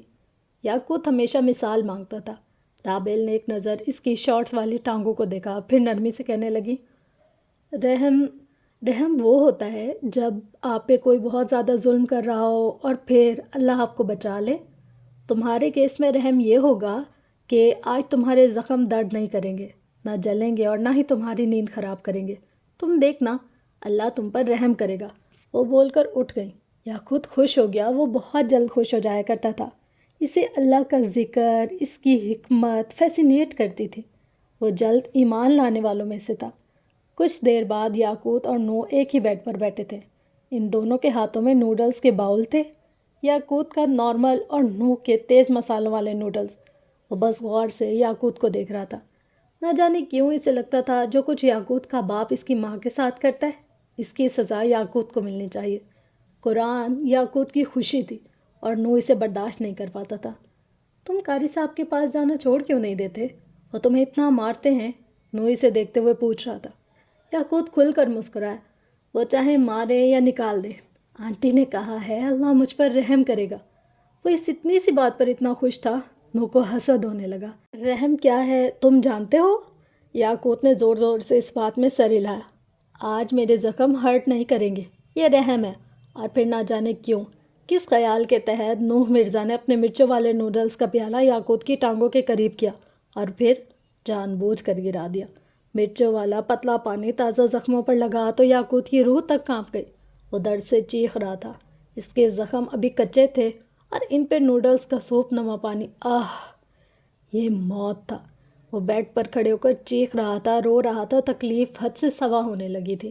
نوح کو اندر تک تسکین ملنے لگی۔ وہ اسے خوش نہیں دیکھنا چاہتا تھا۔ اللہ پلیز رحم کر دو، پلیز اللہ، یاقوت روتے ہوئے فریاد کر رہا تھا اور اس کی آنکھوں سے آنسو بہہ رہے تھے۔ ٹانگیں شدید جلن کا شکار تھی لیکن وہ بس ایک ہی سطر پکار رہا تھا، اللہ پلیز رحم کر دے، پلیز۔ چند دن بعد اس کے زخم بہتر ہو گئے تھے۔ رابیل خود قاری صاحب کے پاس چل کر آئی تھی، کچھ سنی اور کچھ ان کو سنائی، لیکن قاری کا بس یہی کہنا تھا کہ وہ شیطان ہے اور پڑھ نہیں سکتا۔ وہ آیتوں کو اپنی مرضی کے زیر و زبر دیتا ہے جس سے آیت کے مطلب بدل جاتے ہیں۔ خیر کافی لمبی بحث کے بعد وہ ایک بار پھر یاقوت کو اس کی خواہش پہ قاری کے پاس چھوڑ کر چلی گئی۔ نو اسے سبق یاد کروا رہا تھا، وہ مکمل دل جمی کے ساتھ یاد بھی کر رہا تھا، اور پھر وہ اپنا قاعدہ لے کر استاد کے آگے گیا۔ لیکن جو آیت اس نے پڑھی ان میں ایک بار پھر زیر زبر کی غلطی تھی۔ قاری صاحب نے اسے ایک بار پھر بہت مارا۔ یاقوت کو ان کا مارنا برا نہیں لگا تھا، اسے وہ لفظ شیطان برا لگتا تھا۔ وہ جب بھی اسے شیطان کہتے سارے بچے اسے حقارت سے دیکھتے تھے۔ قاری کی آواز میں اسے شیطان کہتے ہوئے اتنی ذلت ہوتی تھی کہ یاقوت کو مار سے بھی زیادہ یہ لفظ چبھنے لگ گیا۔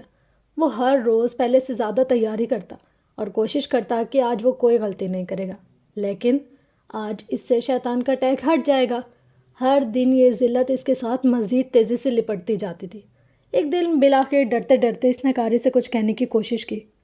قاری صاحب، مجھے سبق آپ یاد کروا دیں، کیا پتہ نو کو خود بھی ایسا ہی پڑھنا آتا ہو جیسا میں پڑھتا ہوں۔ وہ بہت دقت سے خوف سے کہہ رہا تھا، کیونکہ اسے یقین ہونے لگا تھا کہ وہ نو کا پڑھایا گیا سبق ہی یاد کرتا ہے۔ 14 سپاروں کا حافظ ہے نو، اور تجھے غلط پڑھاتا ہے۔ 6 صورتیں، گنتی کی 6 صورتیں آتی ہے تجھے بغیرت، تو ہی ہے شیطان، تیرے اندر شیطان ہے۔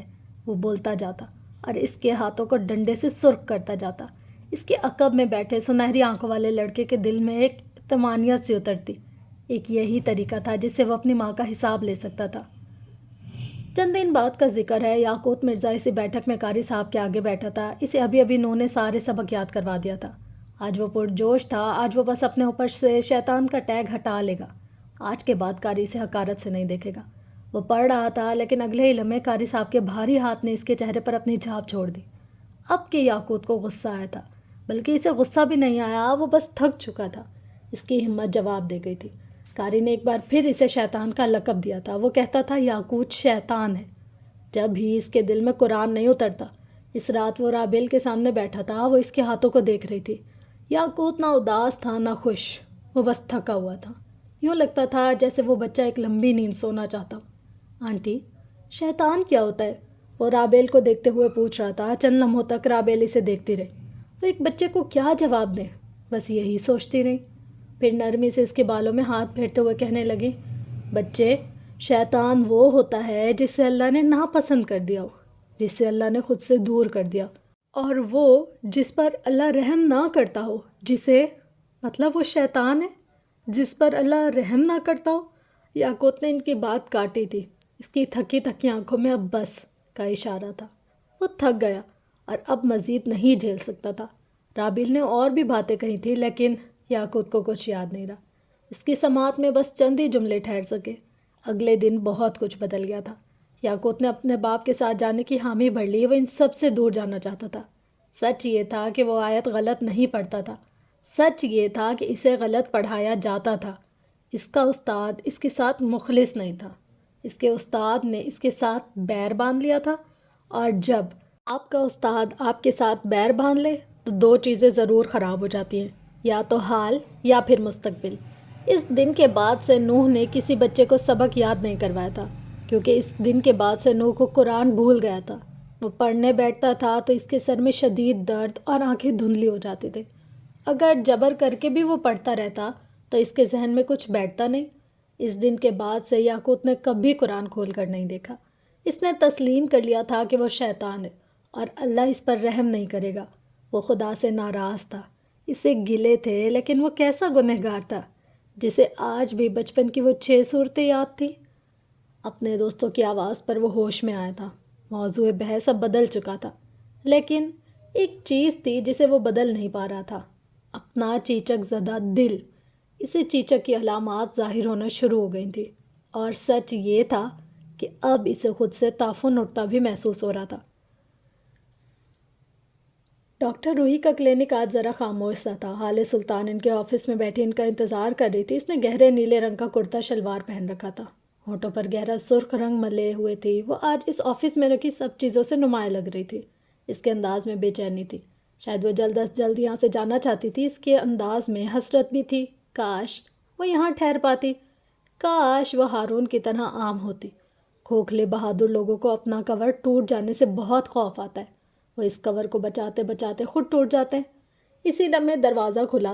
جاننی ڈھیلے ڈھالے کرتے، گلے میں مالائیں اور ہاتھوں میں وینٹس پہنے غزالہ روحی اندر آئیں۔ وہ کتنی اچھی تھی نا، फ्री सोल सी वो आप पर एक ठंडा मीठा नरम सा तासुर छोड़ देती थी। वो आई तो हाले के साथ तन से गए। अलबत्ता रूही मुस्कुराते हुए आगे आ बैठी। कमाल है, आज तो मिसेस हयात साहिबा खुद तशरीफ लाई हैं। क्या कहने हैं भाई? वो हल्के फुल्के दोस्ताना लहजे में कह रही थी। हाले की गिरफ्त अपने गोद में रखे पर्स पर सख्त होती गई। उसने हलक तरके और गर्दन कड़ा ली। मैं यहाँ आपको ये बताने आई हूँ कि इस दिन आपके गैर संजीदा और गैर प्रोफेशनल रवैये की वजह से आज के बाद मैं आपसे कोई सेशन नहीं लूँगी। आज के बाद से आप मेरी थेरेपिस्ट नहीं हैं।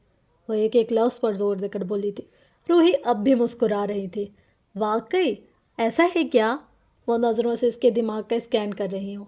गोया उन्होंने एक भरपूर नज़र हाले के सरापे पर डाली और मुस्कुराहट गहरी हो गई। या फिर ऐसा है कि तुम आज फिर अपने दिमाग को डॉश देने आई हो? हाले का रंग फीका पड़ा था। रूही कहती रही, गहरा नीला रंग, सुर्ख लिपस्टिक और अच्छी खासी तैयारी। तुम खुद को नुमाया करने आई हो। तुम मुझे दिखाने आई हो कि तुम ठीक हो। लेकिन मैं तुम्हें नहीं देख रही, मैं तुम्हारे चेहरे से तुम्हारे दिमाग को देख रही हूँ। वो बोल रही थी और हाले की रंगत नुचड़ती ही जा रही थी। तुम खुद से भाग रही हो हाले सुल्तान। इस बार तुम्हारा दिमाग, तुम्हारी बीमारी ने एक नया बहाना ढूंढ लिया। मेरे गैर प्रोफेशनल होने का बहाना कब तक हाले? कब तक ये गहरा सुर्ख रंग और नीला रंग ओढ़कर खुद को छुपाओगी? याद रखना, ये तुम्हारी खाम ख्याली है, दिमाग इन रंगों में नहीं छुपता। तुम इसके साथ गलत कर रही हो। वो फिक्रमंदी से कहते आगे को हुई। हाले का ठंडा हाथ अपने हाथ में लिया। देखो हाले, मैंने जो कुछ भी इस दिन किया वो तुम्हारे लिए था, तुम्हारे दिमाग के लिए था। तुम मुसलसल मुझसे झूठ बोल रही थी और तुम्हारा दिमाग ट्रिगर हो रहा था। मैंने तुम्हें ट्रुथ सीरम दिया ताकि तुम सच बोलो और तुम्हारा दिमाग आज़ाद महसूस करे। वो बोल रही थी और हाले टुकर टुकर उनका चेहरा देखती रही। लेकिन तुमने क्या किया हाले? तुम दिमाग को डबल क्रॉस करने लगी। तुमने खुद को इससे ज़्यादा अक्लमंद समझ लिया। तुम नहीं जानती दिमाग कितना बड़ा इगोइस्टिक है। जब तुम इसे धोखा देने लगी तब इसने तुम्हें नुकसान पहुंचाना चाहा। वो हमेशा तुम्हारा भला चाहता है। अगर तुम इसे डॉज मत दो, तुम्हारा दिमाग चाहता है असल विलन का नाम ज़ाहिर हो सके ताकि वो आज़ाद हो सके। वो ब्लेम गेम खेले और सेहतमंद रहे। तुम समझ रही हो ना? उन्होंने दोहराया तो हाले ने मैकान के अंदाज में सर हिला दिया।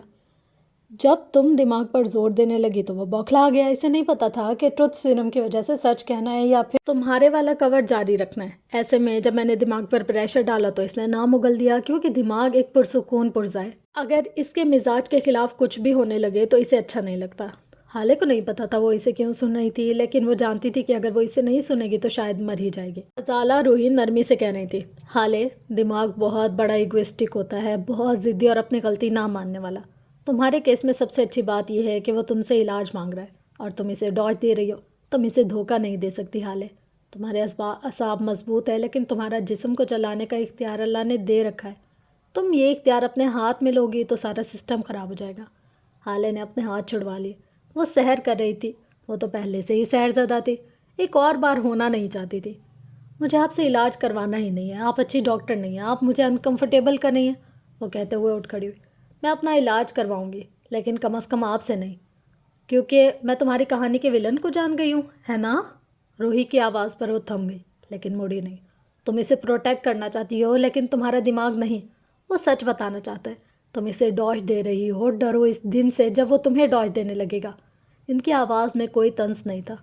हाले ने अपना पर्स सीने से लगा लिया। कोई इंसान किसी दूसरे इंसान को इतना कैसे जान सकता है? इसे गजाला रूही से खौफ आने लगा। मैं कोई भिखारी नहीं हूँ हाले सुल्तान। मैं तुम्हारे पीछे नहीं आऊँगी। तुम्हें आना होगा। तुम्हारे बाद तुम्हारी मसीहा बस मैं हूँ। खुद के साथ खेल खेलना बंद कर दो। अब जब तक तुम आओगी तब तक हम इलाज करेंगे, क्योंकि इस बार भी तुम इलाज के लिए नहीं आई थी। इस बार तुम्हें लोगों का खौफ यहाँ लाया था। जब यहाँ तुम्हें तुम्हारा सेल्फ लव लाए, फिर यहाँ आना, तब होगा इलाज। वो इसकी पुश्त को देखते हुए कह रही थी। हाले का सांस रुक गया। वो रुक रुक कर चल रही थी। वो चंद पल वहीं जमी रही। शायद वो इसे रोक लें, शायद कुछ कह दे, लेकिन जब काफ़ी देर तक वो खामोश रही तो हाले बाहर निकल आई। पीछे गजाला रूही तासुफ से बैठी रह गई। डॉक्टर का ज़िद्दी मरीज़ इसका पसंदीदा मरीज़ होता है। वो इसका इलाज करके ख़ुद को फैसिनेट करना चाहती थी। हाँ, डॉक्टर्स के अधूरे ख्वाब। सुल्तान मंजिल के लॉन में बिछी कुर्सियों पर इस वक्त बस महरमा बैठी थी। सियाह जोड़ में मलबूस इसके भूरे लंबे बाल पुश्त पर फैले थे। सूजे पिपोटों वाली आंखों में इस वक्त एक जोम सा था। वो गर्दन सीधी किए बैठी थी। अभी अभी वो यूसुफ सुल्तान के साथ चाय पी कर आई थी। वो इसके साथ खुश थे। حالے کی باتیں کم ہونے لگی تھی ان کو لاچار کر کے، اب اسے محبت مل رہی تھی تو اس میں کیا غلط تھا؟ اسی لمحے اسے اپنے سامنے سے سبزہ زار پر چلتی اپنے طرف آتے ہوئے فروا دکھائی دی۔ وہ پرسکون ٹھنڈی نظروں سے اس کو دیکھتی رہی۔ فروا اس کے قریب رکھی کرسی پر آ کر بیٹھی، چند ثانیے مہرماں کو دیکھتی رہی۔ ایسا کیا دیکھ رہی ہیں؟ یہی کہ تم اتنی بڑی کب ہو گئی کہ تم مجھے ڈوش دینے لگو؟ ان کی آواز میں ہلکا سا تعصب تھا۔ میں نے تمہیں پالا مہر، میں نے تمہیں بنایا، اور آج تم اتنی بڑی ہو گئی کہ تم مجھے استعمال کرنے لگی؟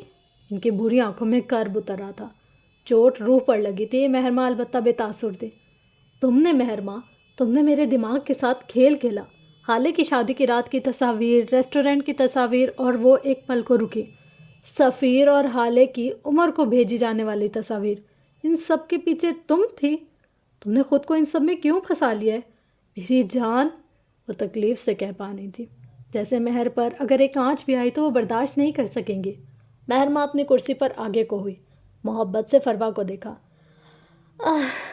آپ نے کہا تھا میرے ساتھ رہیں گی، سائے کی طرح، فرشتے کی طرح، گناہوں کی طرح اور شیطان کی طرح۔ اب شیطان بننے کا وقت ہے اور آپ پیچھے ہٹ رہی ہیں۔ وہ گیلا کر رہی تھی۔ فروا کی آنکھوں میں بے بسی بھرنے لگے۔ میں تمہارے ساتھ ہوں مہر، لیکن عمر اب وہ وکٹم نہیں رہا، وہ ویلن بن چکا ہے۔ تمہیں چاہیے کہ اس سے خوف کھاؤ۔ وہ ہمارا قہر ہے، کھا جائے گا سب۔ وہ ہم پہ ٹوٹے گا اور ہمیں توڑے گا۔ ہر شخص، بات اور چیز کی وائب ہوتی ہے، عمر کی وائب میں انتقام ہے۔ مہرماں نے مسکرا کر سر جھٹکا۔ ممی، سفیر کی دیکھا دیکھی وہ بھی ابھی سے یہی لفظ کہتی تھی۔ آپ نے وہ دیو دیکھا ہے نا، جس کی جان ننھی چڑیا میں ہوتی ہے؟ عمر کی جان ننھی چڑیا میری قید میں ہے۔ وہ لڑکی جو خود کو عطاب سمجھتی ہے، وہ میرے آگے ایک محبت اور توجہ کی بھوکی بچی ہے۔ اگر مہرماں کہہ دے تو حال سلطان اگلا سانس بھی نہیں لے گی۔ اس نے فروا کا ہاتھ اپنے ہاتھ میں لیا۔ میں کوئی انتقام، کوئی نفرت نہیں رکھ رہی، میں بس محبت سے رہنا چاہتی ہوں۔ ابا، سفیر، آپ، میں، ہم خاندان ہیں، اور حالے، میں اس سے آج بھی بہت محبت کرتی ہوں۔ اس کے ساتھ جو کچھ بھی ہوا وہ بس ایک حادثہ سمجھ لیں، ورنہ وہ آج بھی مجھے بہت عزیز ہے۔ وہ میری بیٹی ہے ممی۔ آپ کو لگتا ہے اس کو جو نقصان ہوا وہ اس کے لیے تھا کیونکہ میں اس سے نفرت کرتی ہوں؟ وہ فروا کی آنکھوں میں دیکھ کر بولی تھی، پھر خود ہی نفی میں سر ہلایا۔ نہیں ممی، بالکل نہیں، وہ بس قربانی تھی۔ حالے نے ساری زندگی سب کچھ حاصل کیا، وہ شہزادی بن کر رہی، لیکن یہ وقت جادوگرنی کا ہے، اور اب حالے کو تھوڑی مشقت اٹھانی پڑے گی۔ تو اس میں ایسا کیا ہے؟ ساری زندگی میں رشتوں کے ہوتے ہوئے ان کے بغیر رہی، اب حالے رہے گی تو کیا ہو جائے گا؟ عمر اس سے محبت نہیں کرتا۔ آپ دیکھیے گا، میں اس کی طلاق کرواؤں گی اور حالے کی شادی ہارون سے کرواؤں گی، وہ ہمیشہ خوش رہے گی، آپ دیکھیے گا۔ وہ فروا کو یقین دہانی کروا رہی تھی، لیکن وہ اسی کے استاد تھی۔ انہوں نے آہستگی سے مہرماں کے ہاتھ سے اپنا ہاتھ نکالا، پھر عجیب سی نظروں سے اسے دیکھا۔ مجھے لگتا تھا حالے سب سے زیادہ نفرت میں کرتی ہوں، لیکن وہ رکی، مہر کی بری آنکھوں میں دیکھا۔ تم مہرماں، تم تو حالے کو زندہ بھی جلا سکتی ہو۔ تم نفرت اور حسد کے ایسے مقام پر ہو جہاں سے واپسی ممکن نہیں، یا جل جاؤ یا جلا دو۔ مجھے تم سے خوف آ رہا ہے۔ وہ واقعی خوف کھاتے ہوئے اٹھ کھڑی ہوئی تھی، پھر دیکھتے ہی دیکھتے لمبے ڈگ بھرتی وہاں سے چلی گئی۔ میں واقعی اس سے محبت کرتی ہوں، بس میرا طریقہ الگ ہے، مہرماں حولے سے بڑبڑائی۔ بینس بلاسم پر شام اتر آئی تھی، لوگوں کا رش اب کہ کم تھا۔ ایسے میں نسبتاً کونے والی میز پر آؤ تو تمہیں 4 لوگ بیٹھے نظر آئیں گے۔ ہارون اور اس کے ساتھ جڑ کر بیٹھی لیل، عمر اور اس کے ساتھ لا تعلق سی حال سلطان۔ وہ دونوں آپس میں بہت کم بات کر رہے تھے، بس کام کی بات کہنا زیادہ مناسب ہوگا۔ اس رات کے بعد سے بہت کچھ تھا جو بیچ میں آ چکا تھا۔ اس پہر ان تینوں کی نظریں ہارون شاہد پر جمی تھی۔ ہم نے پچھلے 1 ماہ سے تم سے ایک ہی کام کہہ رکھا ہے، کیا بنا اس کا؟ پوچھنے والا عمر تھا۔ ہارون شاہد نے گلا کھنگارا اور یاد کرنا چاہا کہ اس کام کا کیا بنا۔ کچھ عرصہ قبل شاہد ویلا میں ڈنر ٹیبل سجی تھی، سربراہی کرسی پر شاہد براجمان تھے، ان کی دائیں طرف ہارون اور بائیں طرف نوال بیٹھی تھی۔ دفعتاً ہارون نے ان کو محتاط نظروں سے دیکھا، پھر الفاظ مجتمع کیے۔ پپا، وہ جو آپ کے دوست ہیں، اس نے سرسری لہجہ اپنایا، وہ میر واز، ان کے ساتھ آپ کے تعلقات کیسے ہیں؟ شاہد نے کھانے سے ہاتھ روک کر اسے دیکھا۔ تمہیں کب سے میرے لوگوں کے ساتھ تعلقاتوں کی فکر ہونے لگی، اور وہ بھی اس بدنام زمانہ میر کی؟ نوال کے کان بھی کھڑے ہو چکے تھے۔ ان کو ہارون کی ایکٹیویٹیز پہ پہلے ہی شک تھا۔ ہارون کا سانس گلے میں اٹکا تھا لیکن وہ بظاہر پرسکون رہا۔ وہ اصل میں مجھے ان کے ساتھ ملاقات چاہیے تھی۔ شاہد حسین کو پانی پیتے اچھا لگا، وہ بے اختیار کھانسنے لگے۔ ہارون سکون سے بیٹھا تھا۔ اتنا وہ تو سوچ کے آیا تھا، تمہارا ایسا کیا کام آ گیا میرواز کے ساتھ؟ ہاں، وہ سرخ آنکھوں سے استفسار کر رہے تھے۔ تم سے کتنی بار کہہ چکا ہوں دور رہو اس حال اور عمر سے۔ وہ میرا تو اس کے پیچھے رونے والا کوئی نہیں ہے، تمہارے پیچھے 2 لوگ ہیں، ہم پہ رحم کھاؤ، وہ بلند آواز میں کہہ رہے تھے۔ پھر ہارون کے سخت تاثرات کو دیکھ کر ذرا نرم ہوئے۔ دیکھو ہارون بیٹے، میں تمہیں دوست چھوڑنے کو تو نہیں کہہ رہا نا۔ وہ لڑکی لیل کتنی اچھی لڑکی ہے، کل ملا ہوں میں اس سے گھر پہ جب بھی آتی تھی وہ، تو تم اس کے بارے میں کچھ سوچو نا۔ ہارون نے کرا کر آنکھیں بند کی تھی۔ شاہد اب بھی کہہ رہے تھے، تم دونوں ایک ساتھ کتنے اچھے لگو گے، سوچو تو صحیح، تم اس لڑکی کو اپروچ کرو، اگر بات نہیں بنی تو خیر ہے۔ پپا، آپ مجھے میرواز سے ملوائیں گے یا نہیں؟ ہارون زور دے کر بولا۔ مطلب تم اس لڑکی سے شادی نہیں کرو گے؟ وہ اس سے زیادہ زور دے کر بولے تھے۔ ٹھیک ہے، ابھی تمہارا دماغ درست کرتا ہوں، انہوں نے کہتے ساتھ ہارون کے گارڈز کو آواز دی۔ ہارون حق دق سا ان کو دیکھ رہا تھا۔ 4 ہٹے کٹے گارڈز اب ہاتھ باندھے اطراف میں کھڑے تھے۔ لے جاؤ اس کو اور کمرے میں بند کر دو، پہلے صرف نام کا پاگل تھا، اب آثار بھی ظاہر ہونے لگے ہیں، وہ کوف سے کہتے۔ نوال تو بس ہیں کرتی رہ گئی۔ ان چاروں نے ہارون کو کسی ہلکی سی شے کی طرح اٹھایا اور اب ان کا رخ اس کے کمرے کی جانب تھا۔ مطلب تم کچھ نہیں کر سکے؟ حال میں اس کے سامنے بیٹھا عمر حیات کوف سے بولا تھا۔ ہارون مسکرائے۔ میں نے ایسا کب کہا؟ اور اب ایک بار پھر کچھ عرصہ پیچھے چلتے ہیں۔ وہ کمرے میں بیزاری سے چکر کاٹ رہا تھا، گارڈز نے اس کو بند کر دیا تھا، اب وہ چلا کر تھم گیا تھا۔ سو بے سود صحیح، مصیبت صحیح گلے پڑی تھی۔ بیزاری اور کوف سے چکر کاٹتے وہ یکدم رکا، اس کے ذہن میں بجلی کوندی۔ وہ فوراً بیڈ تک آیا اور اپنا موبائل اٹھا لیا۔ اب اس کی انگلیاں شاہد کی سیکرٹری کا نمبر ڈائل کر رہی تھی۔ گھنٹی جا رہی تھی اور پھر ایک آواز نے رابطہ مل جانے کی نوید سنائی۔ ہارون اب بولنے کو تیار تھا۔ دیبا میں ہارون بات کر رہا ہوں، وہ گردن کڑائے اعتماد سے بولا تھا۔ سامنے سے دیبا نامی عورت نے کچھ کہا تھا۔ مجھے میرواز کا نمبر چاہیے۔ نہیں، ان کے سیکرٹری کا نہیں، ان کا اپنا نمبر۔ جو بھی کرو، تمہارا کیا واسطہ؟ وہ بری طرح بیزار ہو رہا تھا۔ پپا کو بتاؤ یا نہیں، اس سے پہلے تمہارا کوئی تعلق نہیں ہے، فوراً نمبر بھیجو ورنہ کل تک جاب سے فارغ ہو جاؤ گی۔ اس نے نخوت سے کہہ کر فون کاٹا اور دیبا بیچاری نمبر بھیج کر ہی ہٹی۔ ہارون شاہد نے ایک نظر نمبر کو دیکھا، پھر آئینے میں اپنے عکس کو۔ اگر اس نے اپنا چوتھا کام کر دیا تو سر جھٹک کر وہ نمبر ملانے لگا تھا۔ گھنٹی بج کر خاموش ہوتی جاتی۔ کوئی 10ویں دفعہ پر کال اٹھا لی گئی۔ ہارون نے گلا تر کیا۔ میں ہارون شاہد بول رہا ہوں امیر انکل۔ شاہد، وہ بھتیجا سمجھ کر ہی ترس کھا لے۔ دوسری جانب لمبی خاموشی چھا گئی، جیسے وہ کال کا مقصد جاننا چاہتے ہو۔ تم شاہد کے بیٹے ہو؟ لیکن مجھ سے کیا بات کرنی ہے؟ 1 منٹ، اگر تم شاہد کے بیٹے ہو تو اس کے نمبر سے کال کیوں نہیں کی؟ کیا تم اپنے باپ سے کچھ چھپا رہے ہو؟ اس نے لمحے کے 1000ویں حصے میں سارا معاملہ ڈیکوڈ کر لیا تھا۔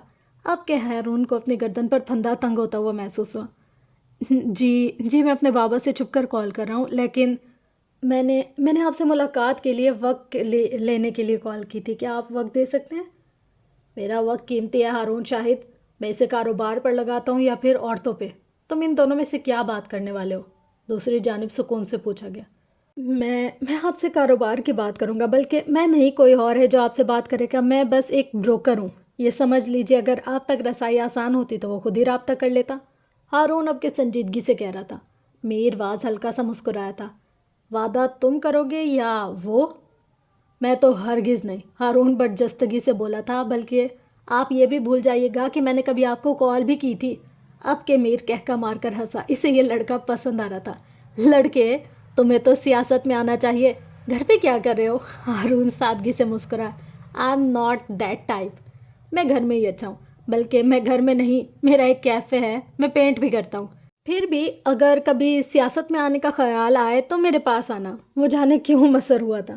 میرے پپا احمد ہیں، اگر کبھی ایسا کوئی جنون جاگا بھی تو ان کے پاس جاؤں گا نا۔ اب کہ میر شیطانی انداز میں مسکرایا۔ باپ کے کرنے کے کام نہیں ہے یہ۔ خیر، میں تمہیں 1 ہفتے بعد وقت دے رہا ہوں، وہ بھی صرف اس لیے کیونکہ تم مجھے اچھے لگے ہو۔ اگر اس آدمی نے مجھے ڈاج تو آپ وہی کیجیے گا جو آپ کرتے ہیں۔ ہارون نے ان کی بات چک لی۔ لیکن بس یہ بھول جائیے گا کہ ہارون شاہد کبھی اس ڈیل کا حصہ رہا ہے اور میرے پپا کے سامنے تو بہت اچھے سے بھول جائے گا۔ اس کی ہدایت پر دل کھول کر ہنسا میر۔ فکر مت کرو لڑکے، تم بھتیجے ہو میرے، کام ہو جائے گا، اس نے کہتے ساتھ فون کاٹ دیا۔ حال اس بات کو 1 مہینے سے اوپر ہو گیا تھا، اب تک تمہارا ہفتہ نہیں آیا، لیل بگڑ کر بولی تھی۔ ہارون نے ناک سے مکھی اڑائی۔ اس دن کے بعد میر اپنی بیوی کے پاس امریکہ چلا گیا تھا، وہ بیمار ہے، کل واپس آیا اور بذات خود مجھے کال کیے۔ تم لوگوں کی طرح فارغ انسان نہیں ہے وہ، جھل کر بولا تھا۔ ہم میں سے کون فارغ ہے؟ ہاں ASP ہوں میں یہاں کا۔ عمر نے فوراً اپنا دفاع کیا۔ سسپینڈڈ، ہارون نے جتا کر کہا تو عمر بل کھا کر رہ گیا۔ پھر کوئی بات نہ بنتے دیکھ کر اس نے ویٹر کو آواز لگائی۔ میری کافی کیا ہمالیہ سے لینے گئے ہو؟ آ بھی چکو۔ وہ سخت بیزار تھا۔ اسی لمحے لیل نے اپنے آگے رکھی کافی اس کی طرف بڑھائی۔ حالے نے ایک نظر اس کے مگ کو دیکھا، پھر عمر کے بڑھتے ہاتھ کو، اور پھر اگلے ہی لمحے اس نے وہ مگ اٹھا لیا اور آہستگی سے اپنا خالی مگ اس کے آگے رکھ دیا۔ جانے کیوں دل چاہا تھا کہ وہ حالے کے علاوہ کسی اور کی بچی ہوئی چائے کافی نہ پی۔ لیل اور ہارون تو بس دیکھ کر ہی رہ گئے۔ عمر نے البتہ کچھ ظاہر نہیں کیا۔ وہ اس کی بچی ہوئی کافی حلق میں انڈیلنے لگا۔ سچ تھا، جو ذائقہ اس کی بچی ہوئی کافی کا تھا وہ کہیں اور نہیں تھا۔ بینس بلاسم کی اخباروں والی دیواریں ان چاروں کو خاموشی سے دیکھتی رہی۔ حالے سلطان اپنے آفس میں بیٹھی تھی جب کوئی دروازہ کھول کر اندر آیا۔ حالے کے آگے لیپ ٹاپ رکھا تھا، اس نے سر نہیں اٹھایا، وہ جانتی تھی کون ہوگا۔ وہ آیا اور اس کے سامنے رکھی کرسی کھینچ کر بیٹھ گیا، گلا کھنگارا اور بغیر تمہید باندھے بات کا آغاز کیا۔ تم اس دن ہسپتال میں یاقوت سے کیا بات کر رہی تھی کہ ہمیں بوجھ سکنا ہو؟ حالے نے سر نہیں اٹھایا، وہ ابھی کھٹاکھٹ ٹائپ ہی کر رہی تھی۔ اس کے آگے چائے کا مگ رکھا تھا، عمر نے ہاتھ میز پر دھرا تھا، وہ بس اس مگ میں کی دسترس چاہتا تھا۔ وہ خود کو گناہ گار نہیں مانتا، میں نے بس اسے بتایا کہ اس نے کیا کیا کیا ہے، وہ سنجیدگی سے بولی تھی۔ عمر جل کر رہ گیا۔ ماشاء اللہ، ویسے بہت اچھا موقع تھا، تمہیں کچھ تو خیال کر لیتی تم، میں تمہارا شوہر اندر بیمار پڑا تھا اور تم یہی وقت ملا تھا تبلیغ کرنے کو۔ وہ چاہ کر بھی خود کو طنز کرنے سے روک نہیں سکا، ساتھ ہی ہاتھ آگے بڑھایا تھا، بس ایک بار یہ مگ ہاتھ میں آ جائے۔ حالے نے اب کے سر اٹھایا تھا۔ تمہیں لگتا ہے میں اتنی نیک ہو کے وہاں بیٹھ کر تبلیغ کر رہی تھی؟ عمر حیات، میں حسن سلطان نہیں ہوں، نہ ہی میں معراج سلطان ہوں۔ اگر وہ دونوں یہ کام کرتے تو نیکی کی خاطر کرتے، کسی کی اصلاح کی خاطر کرتے، لیکن میں وہ دونوں ہاتھوں کو باہم پھنسا کر آگے ہوئی۔ میں نے یہ سب انتقام کے لیے کیا تھا۔ میں نے آج تک اس سے کوئی انتقام نہیں لیا، کیونکہ وہ اپنے گناہ کو گناہ اور غلطی کو غلطی سمجھتا ہی نہیں تھا۔ اب اسے پتہ چل گیا اس نے کیا کیا کیا ہے، اور آگاہی عذاب ہوتی ہے۔ میں نے بس اپنا انتقام لیا۔ عمر نے سمجھنے والے انداز میں سر ہلایا تھا، ہاتھ 1 انچ اور آگے کر لیا۔ اب اس کا مگ سے فاصلہ بس تھوڑا سا تھا۔ ویسے تمہیں کس نے بتایا کہ میری یاقوت سے کوئی بات ہوئی ہے؟ حالے ایک بار پھر لیپ ٹاپ پر جھک گئی اور عمر کے بدن میں گویا اس بات پر شرارے دوڑ گئے۔ کسی نے نہیں بتایا، مجھے خوش فہمی ہوئی تھی، میں دیکھنا چاہتا تھا میری بیماری پہ میری بیوی کتنا روئی ہے، لیکن گیس واٹ، وہ ڈرامائی انداز میں جل کر کہہ رہا تھا، میری بیوی تو یاقوت صاحب کو درس دے رہی تھی، خدا کی قسم ایسا منظر دے کر آیا ہوں، اب تک آنکھوں سے خون رس رہا ہے، پیسے الگ برباد ہوئے۔ حالے نے مسکراہٹ دباتے ہوئے مگ اٹھا لیا۔ عمر کا ایک اور صدمہ لگا، لو جی، چائے بھی نہیں ملی اور آج کا دن ہی خراب۔ اگلے دن حالے سلطان صبح ہی صبح کیفے آ گئی تھی۔ کیفے میں اچھا خاصا رش تھا، ویٹر بھاگ بھاگ کر آرڈر پورے کرتے نظر آ رہے تھے۔ حالے نسبتاً ایک کونے والی میز جہاں سے سارا کیفے بآسانی نظر آتا تھا وہاں بیٹھی تھی۔ لیپ ٹاپ آگے کھلا پڑا تھا، وہ مینجمنٹ کا آن لائن کورس کر رہی تھی۔ دفعتاً اسے اپنے عقب سے شور اٹھتا ہوا محسوس ہوا۔ کوئی لڑکی تھی، زور زور سے چیخ رہی تھی۔ حالے اپنی جگہ سے اٹھی تھی، اس نے گردن اٹھا کر دیکھا۔ اس کے سامنے ہی ذرا فاصلے پر ایک 25-26 سالہ گوری گلابی لنگت والی لڑکی ایک ویٹر پر چیخ رہی تھی۔ یہ اپنی نوعیت کا دوسرا واقعہ تھا۔ پہلی بار ایسا ہی ایک واقعہ عمر دیکھ چکا تھا، بلکہ اس نے کیا دیکھا تھا، واقعہ نے اسے دیکھا تھا، اور 2-4 میٹھی باتوں کے بعد شکایت واپس لے لی گئی تھی۔ اس وقت وہ نہیں تھا، اور کم از کم حالے سلطان کو ان معاملات کے لیے عمر حیات کی ضرورت نہیں تھی۔ وہ متوازن چال چلتی اس میز کے قریب پہنچی۔ ویٹر اب اس لڑکی سے معافی مانگ رہا تھا، شاید رو بھی رہا تھا۔ کیا ہوا ہے میڈم؟ آپ مجھے بتائیے، میں مینیجر ہوں، حالے نے شائستگی سے پوچھا۔ وہ جو چیخ چلا کر تھک گئی تھی اب حالے کی جانب مڑی تھی۔ یہ آپ کا جاہلی اسٹاف، اس نے میرے اوپر کافی گرا دی اور اب اپنی غلطی بھی نہیں مان رہا، میرا گھٹنا جلا دیا اس نے۔ وہ اب کے پھٹ پڑی۔ حالے اب بھی پرسکون تھی، اسے پرسکون رہنا آتا تھا۔ تم بتاؤ موہت، کیا ہوا ہے؟ حالے اب نرمی سے اس ڈرے سہمے ویٹر سے پوچھ رہی تھی۔ اس کا چہرہ پریشان اور گھبرایا ہوا لگتا تھا۔ جب میں آپ کو بتا رہی ہوں غلطی اس کی تھی تو آپ سن کیوں نہیں رہی؟ لڑکی کو اب کے تب چڑھی تھی۔ یہ ایلیٹ کلاس کی مغرور لڑکیاں۔ حالے نے ٹھنڈی نظروں سے اسے دیکھا۔ آس پاس بیٹھے لوگ اب انہیں کو ہی دیکھ رہے تھے۔ کافی، براؤنی سب بیکار تھا، یہ منظر زیادہ دلچسپ تھا۔ میں نے آپ کی بات مکمل تحمل سے سنی، اب آپ اسے بولنے دیں، حالے اب کے نرمی اور شائستگی سے کہہ رہی تھی۔ لڑکی کلرس کر رہ گئی۔ بولو موہت، کیا ہوا تھا؟ حالے نے اس کا حوصلہ بڑھایا تو اسے تقویت ہوئی۔ میم، میں نے ان کو کافی دی، لیکن یہ فون پر اتنی زور سے چیخ رہی تھی اور پھر انہوں نے بات کرتے ہوئے ہاتھ اوپر کیا جس سے کافی گر گئی اور ان کا گھٹنا کیسے جل سکتا ہے؟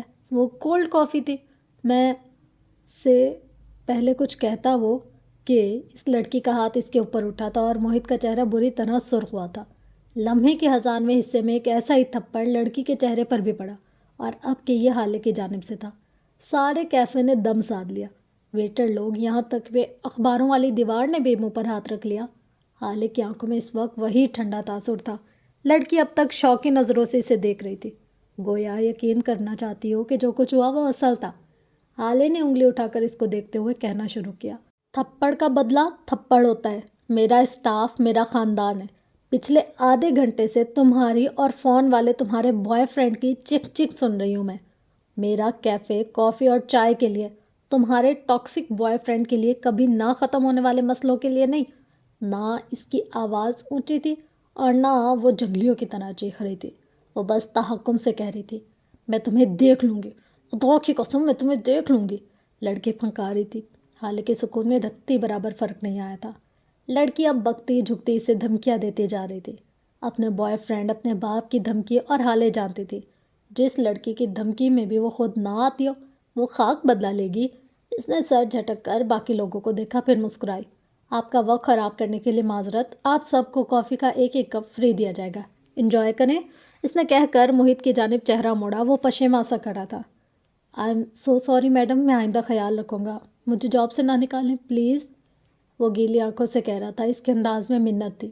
حالے نے سخت نظروں سے اس کو دیکھا اور اپنی آواز ہلکی کر لی، تمہیں وہ لڑکی نوکری سے نکلوائے یا نہیں، لیکن تمہارا بے وقار ہونا ضرور نکلوائے گا۔ تم اس کے پیروں میں ہی بیٹھ گئے تھے، کیا یہ تمہارا مقام تھا؟ وہ اس سے کھرک رہی تھی۔ موہت نم آنکھوں سے سنتا رہا۔ تم نے غلطی کی ہے موہت، تم ایک ہفتے کے لیے کیفے مت آنا، اور اس سارے عرصے میں تم کافی دینے کی پریکٹس کرو گے۔ موہت کے آنسو اب بہنے لگے تھے۔ حالے کہے گئے، تم میرے اسٹاف ہو، لوگوں کے سامنے تمہیں ذلیل کرنا مطلب خود کو ذلیل کرنا، اور آئندہ اگر تم کبھی بھی کسی کے بھی پیروں میں بیٹھے تو فارغ سمجھنا خود کو۔ اور آخری تنبیہ میں ذرا سختی تھی، میں نے بھی اس دن یہی کیا تھا۔ ایک آواز پر حالے کو لگا جیسے وہ جم گئی۔ پتھر برس ساکت۔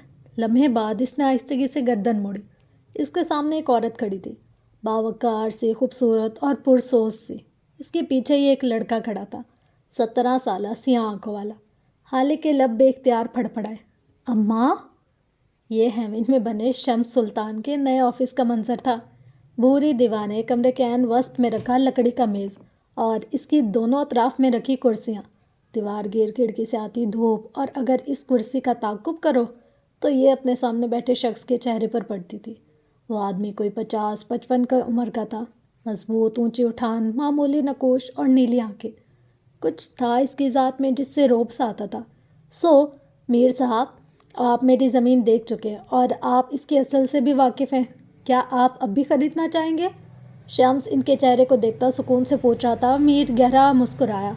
شمس سلطان، میں میر واز فرید ہوں اور میں 4 کاموں کے لیے جانا چاہتا ہوں: پیسہ، طاقت، غیر قانونی کام، اور آخری کام آپ تب کرتے ہیں جب کوئی آپ کو زبان دے کر مکر جائے، لیکن یہاں کون مکرے گا؟ شمس نے اس کے منہ سے بات تو چک لی۔ میر بس اسے گہری نظروں سے دیکھے گیا، پھر ذرا آگے کو ہوا۔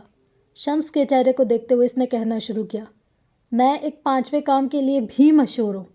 وہ ٹھہر ٹھہر کر بغور شمس کا چہرہ دیکھتے ہوئے کہہ رہا تھا، بربادی۔ شمس سلطان، میں بربادی سونگھ لیتا ہوں، تمہارے آس پاس سے مجھے بربادی کی بو آ رہی ہے۔ چہرہ دیکھ کر کسی کا مستقبل بتانا آتا ہے مجھے، میرا مشورہ اس کام سے دور رہو۔ آخر میں وہ واقعی مخلص ہوا تھا۔ شمس کا سانس ایک لمحے کو تو جیسے سینے میں ہی اٹکا تھا، لیکن اگلے ہی لمحے وہ خود کو کمپوز کر گیا۔ مجھے جس سے خوف آتا تھا اس کے اپنے پیروں میں اب بیڑیاں پڑ چکی ہیں، وہ محبت میں پڑ گیا ہے میر صاحب، اور محبت اچھے بھلے مرد کو بیکار کر دیتی ہے۔ مرد ایک وقت پر ایک کام کر سکتا ہے، یا پھر محبت یا انتقام۔ دو جذبے ایک دل میں لے کر چلے گا تو دونوں میں سے ایک نہ ایک ٹھنڈا پڑ جائے گا۔ اور تمہیں ایسا کیوں لگتا ہے کہ اس کے دل میں ٹھنڈا پڑنے والا جذبہ انتقام ہے؟ میر ٹھنڈے لہجے میں بولا تھا۔ ہو سکتا ہے اس نے محبت کو تھپکی دے دی ہو، اور یہ بھی ہو سکتا ہے اس کی عورت بہادر ہو۔ جانتے ہو نا، مرد بہادر عورت سے محبت میں عشق کر لیتا ہے، اور عشق میں کھونے کا خوف نہیں رہتا۔ اس کا لہجہ بھی وارننگ دیتا ہوا تھا۔ شمس کھل کر ہنسا تھا۔ میر صاحب، اگر اسے انتقام لینا ہوتا تو وہ لے چکا ہوتا۔ اصل بات یہ ہے کہ میں اسے زیادہ سوچنے لگا ہوں، اور اب جب میں نے غور کیا تو مجھے پتہ چل گیا کہ وہ وکٹم نہیں ہے۔ میں اسے فرشتہ سمجھنے لگا تھا، لیکن وہ انسان نکلا، اور انسانوں سے خوف نہیں کھاتا میں۔ اپنی بات مکمل کر کے آگے کو ہو بیٹھا۔ یہاں میری بربادی نہیں، کامیابی کی ڈیل ہو رہی ہے، سو آپ اس پر دھیان دیں۔ نیلامی کے لیے کیا تاریخ فائنل کی جائے؟ وہ دونوں اب اصل موضوع کی طرف آ گئے تھے۔ آج 29 ستمبر ہے، 3 ماہ بعد رکھ لیں، کیا خیال ہے؟ تب تک سارے معاملات دب جائیں گے۔ شمس نے رائے پیش کی تھی۔ میر کو فرق نہیں پڑتا تھا زمین کس کی ہے، کیوں ہے، وہ بس خرید لیتا تھا، اور اس کے بعد کسی ماں کے بیٹے میں اتنی جرت نہیں ہوتی تھی کہ وہ بس زمین کا دعویٰ کر سکے۔ وہ اب زمین کا رقبہ اور باقی کی ساری تفصیلات ڈسکس کر رہے تھے۔ بوڑھی دیوانہ اپنی جگہ پر کھڑی اس گھناؤنے کھیل کو دیکھتی رہی۔ کاش دیوانوں کے کان کے ساتھ ساتھ پیر بھی ہوتے۔ کچھ دیر قبل ملنے والا شوق اب یقین میں بدل چکا تھا۔ حالِ سلطان کے سامنے اس کی ماں بیٹھی تھی، سیاہ چکن کاری کے جوڑے میں ملبوس، بالوں کو سادہ سی چٹیا میں گوندے وہ بالکل معصوم دیسی ماؤں جیسی تھی۔ لڑکیوں کو ہر وقت لگتا ہے فلاں لڑکی خوبصورت ہے، فلاں پرکشش ہے، لیکن جب وہ اپنی ماؤں کو دیکھتے ہیں تو انہیں ساری دنیا کی خوبصورتی سے ایک چہرے میں نظر آنے لگتی ہے۔ لیکن حالِ سلطان کا چہرہ، وہ چہرہ اجنبی تھا۔ وہ بس میز کی سطح پر نظریں جمائے بیٹھی تھی۔ اماں کے ساتھ کچھ ایسا تعلق رہا ہی نہیں تھا کہ دل کو بات کی اجازت کی جائے، یا رائے کہی جائے، یا پھر کم از کم گردن اٹھا کر ان کی آنکھوں میں ہی دیکھ لیا جائے۔ میں نے بھی اس دن یہی کیا تھا۔ انہوں نے کچھ دیر قبل کہی جانے والی اپنی بات دہرائی تو حالے نے اچنبھے سے ان کو دیکھا۔ میں نے اپنے پہلے شوہر کو شادی کے اگلے ہی دن تھپڑ مارا تھا۔ یہ تھی میری طلاق کی وجہ۔ حالے دم بخود سی رہ گئی۔ حسینہ اب بھی کہے گئی، اس نے مجھ پر شادی کے پہلے دن ہاتھ اٹھایا تھا کیونکہ اسے میرا جوڑا پسند نہیں آیا تھا۔ میں ساری رات سوچتی رہی آخر اس میں میرا کیا قصور تھا۔ وہ اچھا آدمی تھا، رات میں ہی مجھ سے معافی مانگی اور میں نے اسے معاف بھی کر دیا۔ وہ ایک لمحے کو رکی۔ اگلے دن مجھے اس کا جوڑا نہیں اچھا لگا اور میں نے بھی اسے تھپڑ دے مارا۔ ساتھ وہ ہنسی، ہے نا مضحکہ خیز؟ انہوں نے ہنستے ہوئے پوچھا تھا۔ حالے کچھ نہیں بولی، وہ بس گمسم سی انہیں دیکھے گئی۔ حسینہ کی ہنسی تھمی تو وہ ایک بار پھر گویا ہوئی۔ میں نے بھی اس سے معافی مانگی تھی لیکن وہ نہیں مانا اور 1 ہفتے بعد مجھے طلاق دے دی۔ مردوں کے معیار کئی بار دوہرے ہو جاتے ہیں۔ وہ عورت کو مارنے کو مردانگی اور اسی عورت سے مار کھانے کو بے غیرتی سمجھ لیتے ہیں۔ آپ یہ سب کچھ مجھے کیوں بتا رہی ہیں؟ حالے نے پہلو بدلا تھا۔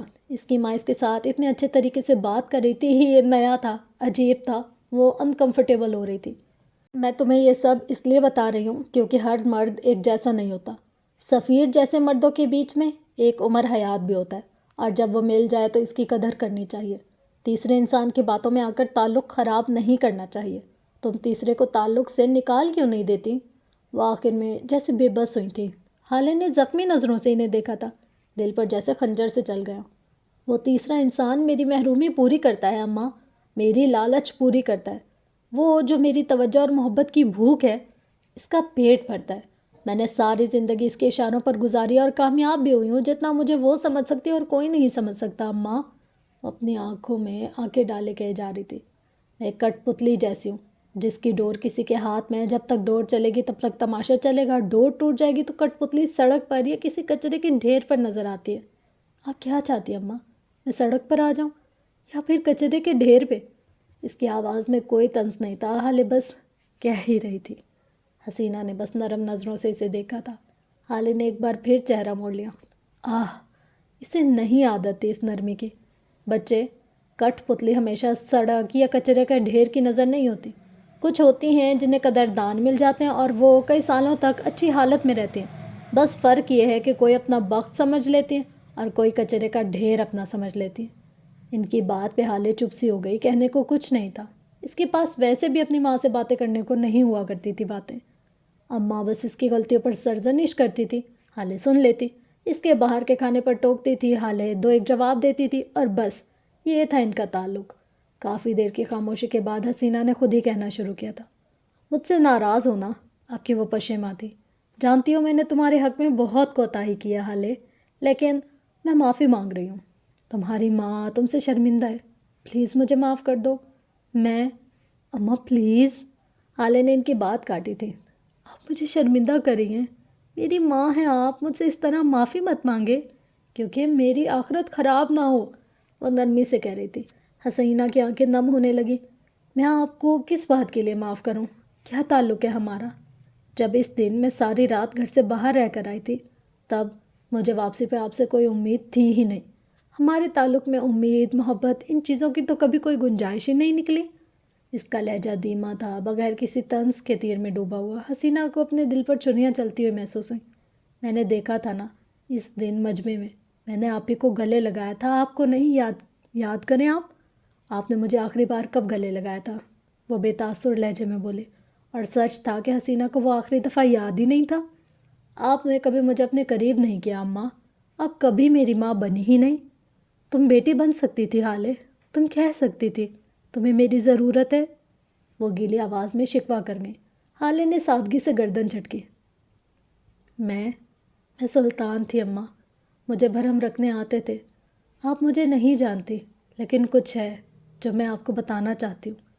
میرے نزدیک میرے لوگوں کی بے حد اہمیت ہے، لیکن میں کبھی بھی کسی کے پیچھے نہیں جانا چاہتی۔ میرا دل اس کے لیے روئے چیخے لیکن میں اسے نہیں بتاؤں گی۔ یہ کیوں بتاؤں؟ کیا اسے نظر نہیں آتا؟ اور اگر نظر نہیں آتا تو میں اس سے بڑی اندھی بن جاؤں گی اماں۔ آپ تھیں اور میں آپ کی بیٹی تھی، ہمارا تعلق آپ نے جوڑے رکھنا تھا نا، نہیں جوڑ سکی۔ وہ ایک پل کو رکی، سیاہ آنکھیں اٹھا کر اپنی ماں کو دیکھا۔ تعلق سڑ گیا اماں، اب مجھے آپ کی اور آپ کو میری ضرورت نہیں ہے۔ مجھ سے معافی مانگ کر مجھے گناہ گار نہ کریں۔ معافی وہاں مانگی جاتی ہے جہاں کوئی تعلق ہو اور تعلق سے جڑی امیدیں۔ ہم دونوں کو ایک دوسرے سے کوئی امید نہیں، وہ نرمی سے کہتے ہوئے اٹھی۔ حسینہ گردن جھکائے بیٹھی رہی، حالانکہ دل کو کچھ ہوا لیکن وہ ڈھیٹ بنی رہی۔ بیٹی کی کیف پہ پہلی بار آئی ہیں آپ کے لیے کافی بنا کر لاتے ہوں، وہ کہتے ہوئے راہداری میں مڑ گئی تھی، آنکھیں اب بھی نم تھیں جنہیں وہ بے دردی سے رگڑ گئی تھی۔ وہ کچن میں آئی لیکن کافی نہیں بنائی۔ 2 منٹ وہیں پہ کھڑی رہی، پھر باہر نکل آئی۔ اب حسینہ والی میز خالی تھی، وہ کافی کے لیے بھی نہیں رکی تھی۔ حالے ٹھیک ہی تو کہتی تھی، ان دونوں کو ایک دوسرے سے امیدیں نہیں تھی۔ یاقوت مرزا کا کمرہ اس وقت روشن تھا۔ نرمین آئینے کے آگے بیٹھی بال بنا رہی تھی، اس کے عقب میں یاقوت بیٹھا تھا، بے ترتیب حلیہ، اجڑے بکھرے بال۔ آج کہیں سے بھی نہیں لگتا تھا کہ حسن اس پر تمام ہوا۔ وہ پس مردہ تھا، اسے دیکھ کر دل کٹتا تھا۔ وہ شیشے میں ابھرنے والا نرمین کا عکس دیکھ رہی تھی، سبز آنکھیں، خوبصورت بال، لیکن اس کا چہرہ وہ کیوں کھنڈر جیسا تھا؟ کیوں اس پر کوئی رونق نہیں تھی؟ نیرو، یاقوت نے نرمی سے پکارا، اس کی آواز گیلی لگتی تھی۔ نرمین نے جواب نہیں دیا، وہ شاید جواب چاہتا بھی نہیں تھا۔ تمہیں پتہ ہے میں تم سے اپنا ہوم ورک کیوں کرواتا تھا؟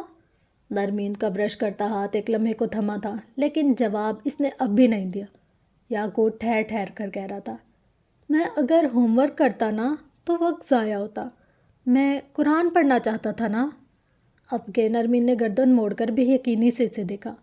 میں ہوم ورک تم سے کرواتا تھا اور خود قرآن پڑھتا تھا۔ مجھے قرآن پسند تھا نیرو، بہت پسند تھا۔ اس کی آنکھوں میں نہ جانے کہاں سے چند آنسو آ گئے۔ میں بس ہر وقت قرآن پڑھتے رہنا چاہتا تھا جس طرح نوح پڑھتا تھا۔ میں نے بہت کوشش کی، مارے کھائی، برداشت کیے، رحم کا انتظار کیا، لیکن میرے اوپر شیطان ہونے کا لیبل لگا دیا گیا۔ اس نے ہچکی لی۔ نرمین کا دل دہل گیا تھا۔ میں وہی یاد کرتا تھا جو مجھے نوح بتاتا تھا۔ وہ میرا استاد تھا نا، استادوں کو تو مخلص ہونا چاہیے تھا نا، وہ میرے ساتھ مخلص کیوں نہیں تھا؟ وہ بہتے ہوئے آنسوؤں میں ہچکیوں کے درمیان کہہ رہا تھا۔ ایک دن میں نے شیطان کا مطلب پوچھا تھا آنٹی سے، انہوں نے کہا شیطان وہ ہے جس پر اللہ رحم نہیں کرتا۔ اس نے مجھ پہ بھی رحم نہیں کیا تھا۔ میں تھک گیا تھا نیرو، بہت تھک گیا تھا۔ وہ گردن جھکائے شکستگی سے اعتراف کر رہا تھا، میں اللہ سے ناراض ہو گیا تھا۔ میں نے سنا تھا اللہ 70 ماہ سے زیادہ پیار کرتا ہے، وہ مجھے منا لے گا۔ میں غلط تھا، ناراض ہونے کا حق میرا نہیں تھا۔ انسان کے حصے میں تو آزمائش ہوتی ہے۔ قرآن تک آنے کے لیے میری آزمائش نوح تھا اور وہ قاری تھا، لیکن میں اللہ سے ناراض ہو گیا۔ اس کے آنسو تھم گئے۔ وہ اب گردن اٹھا کر گیلی گلابی پڑتی آنکھوں سے نرمین کو دیکھ رہا تھا۔ وہ بھی اسے ہی دیکھ رہی تھی، ساکن شل۔ اللہ کو ہماری ضرورت نہیں ہوتی، لیکن ہمیں اللہ کی ضرورت ہر دور میں ہوتی ہے۔ میں منکر بن گیا تھا، میں سرکش بن گیا تھا، وہ پشیماں تھا۔ میں نے ہر وہ کام کیا جو غلط تھا۔ میں نے شراب پی، جوا کھیلا، زنا کیا، لیکن جانتی ہو ہر رات میری 6 صورتیں مجھے یاد ضرور آتی تھیں۔ اس نے دہرانے کی کوشش کی لیکن الفاظ ٹوٹ گئے۔ اللہ نے مجھے اپنے پاس بلایا تھا، وہ ہر دفعہ بلاتا تھا، لیکن سرکشی بڑھتی گئی، میں ابلیس بنتا گیا، میں واقعی شیطان بن گیا۔ نیرو، اس دن جب میں تمہارے پاس آیا تھا وہ آخری دن تھا جب مجھے میری صورتیں یاد آئیں۔ وہ میرے ذہن میں زور زور سے گردش کر رہی تھی۔ اس کی آواز روندی ہوئی تھی، بے بس، شکستہ۔ نرمین کی آنکھوں میں کرب اترنے لگا۔ اس دن کے بعد سے آج تک کوئی صورت یاد نہیں آتی، ذہن کورا ہے، خالی۔ اللہ نے مجھے چھوڑ دیا ہے نیرو، اب مکمل اندھیرا ہے۔ اب میں ہوں، میرے اندر کا شر ہے اور میری سرکشی کی سزا۔ میں خالی ہاتھ ہوں۔ اس نے اپنے دونوں ہاتھ اٹھا کر دکھائے تھے۔ اسے دیکھ کر رونا آتا تھا۔ میں واپس آنا چاہتا ہوں، میں ابلیس سے عزازیل بننا چاہتا ہوں۔ کیا مجھے معافی مل سکتی ہے؟ کیا میرے دل پر لگا چیچک ختم ہوگا؟ کیا مجھے خنزیر بننے سے بچا سکتی ہو؟ مجھے اپنے آس پاس بدبو آتی ہے، تعفن اٹھتا محسوس ہوتا ہے۔ مجھے واپسی چاہیے نرمین، خدا کے لیے میری مدد کرو۔ وہ اب زور زور سے رونے لگا تھا، بچوں کی طرح، چہرہ ہاتھوں میں چھپائے۔ اس کے رونے کی آواز پر پورے کمرے میں گونج اٹھ رہی تھی۔ وہ گہرے کرب کا شکار تھا۔ انسان چھوڑ دیں، بس کبھی کسی دور میں انسان کو اللہ نہ چھوڑے۔ نرمین اپنی جگہ سے نہیں اٹھی۔ وہ اس کو روتے ہوئے سنے گئی اور سوچے گئی، کیا کبھی کسی دور میں اگر ابلیس واپس عزازیل بننا چاہے تو؟ شام کے سائے سارے کراچی میں پھیل گئے تھے۔ ایسے میں ایک نسبتاً پکے گھر والی کالونی میں آؤ تو ایک فرحاد غفار، معراج سلطان کا سیکرٹری، اپنے گھر کا دروازہ کھول کر اندر داخل ہو رہا تھا۔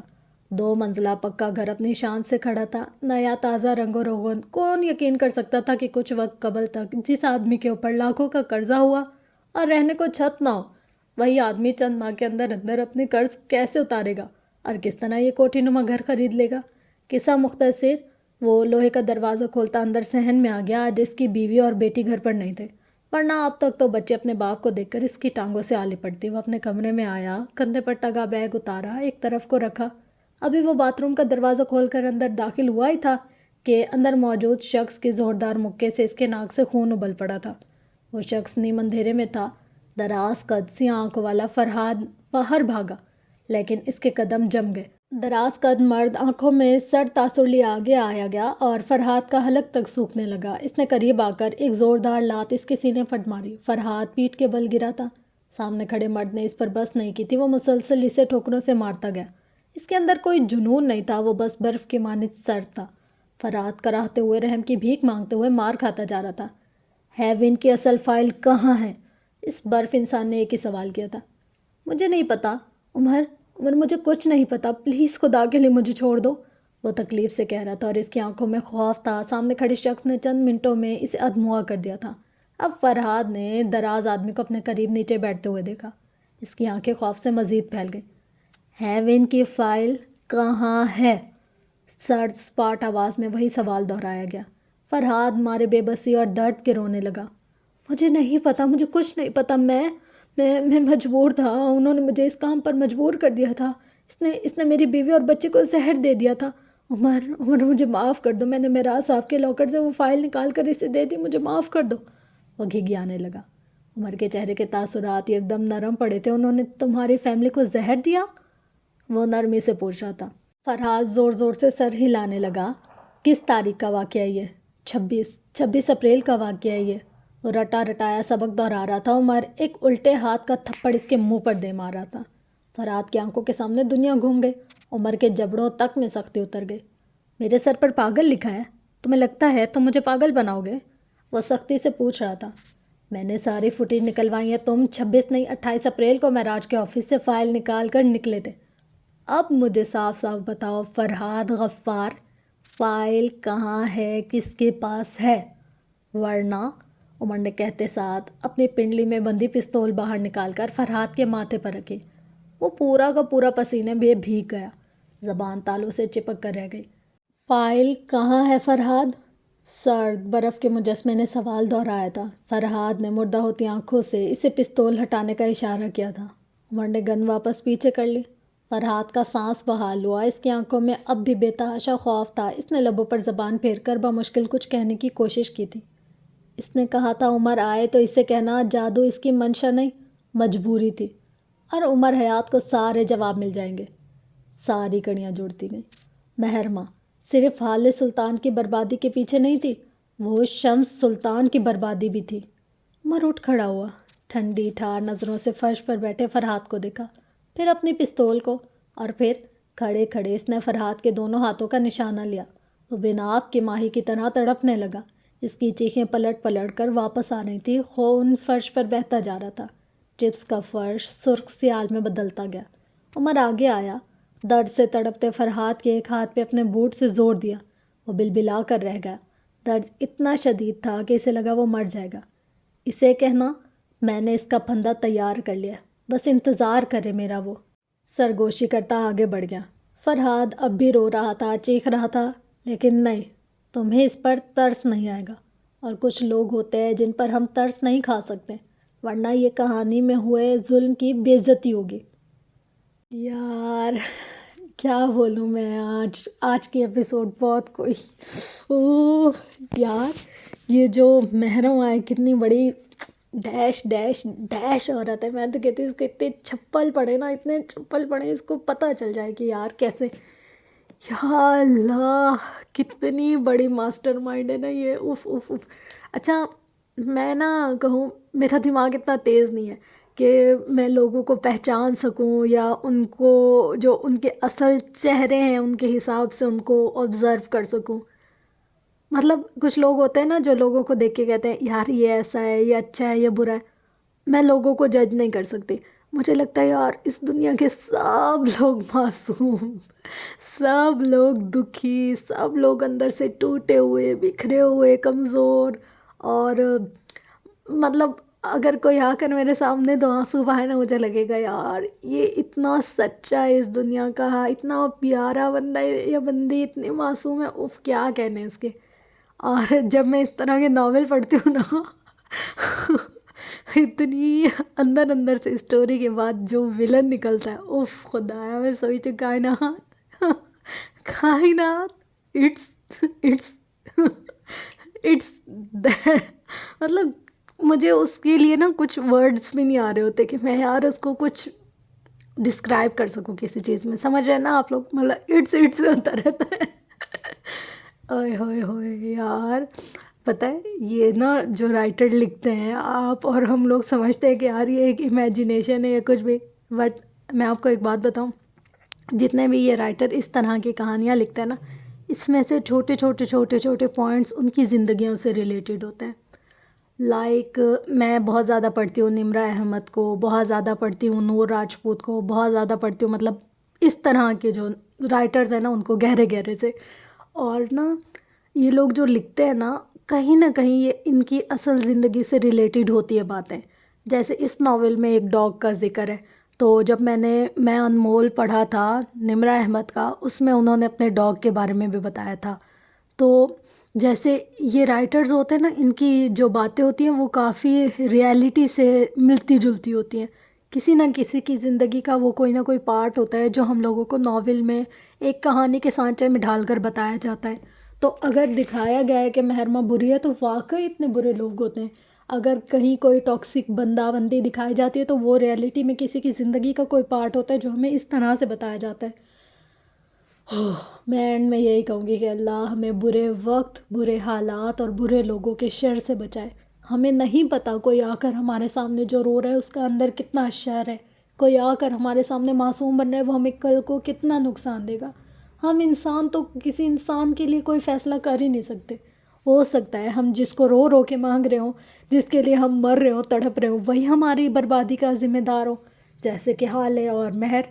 بہرحال اللہ تعالیٰ سے میں تو ہمیشہ یہی دعا کرتی ہوں، اللہ برے وقت، برے حالات، برے لوگوں کے شر سے بچا، آمین آمین آمین۔ آپ لوگ بھی اپنے لیے یہی دعا کیا کریں، اللہ تعالیٰ آپ کو اپنے حفظ و امان میں رکھے اور ہم سب کو اپنے حفظ و امان میں رکھے، اور اللہ تعالیٰ برے لوگوں کو ہدایت دے، اللہ تعالیٰ سب کے لیے آسانیاں کرے۔ ملتے ہیں نیکسٹ ویڈیو میں، اللہ حافظ۔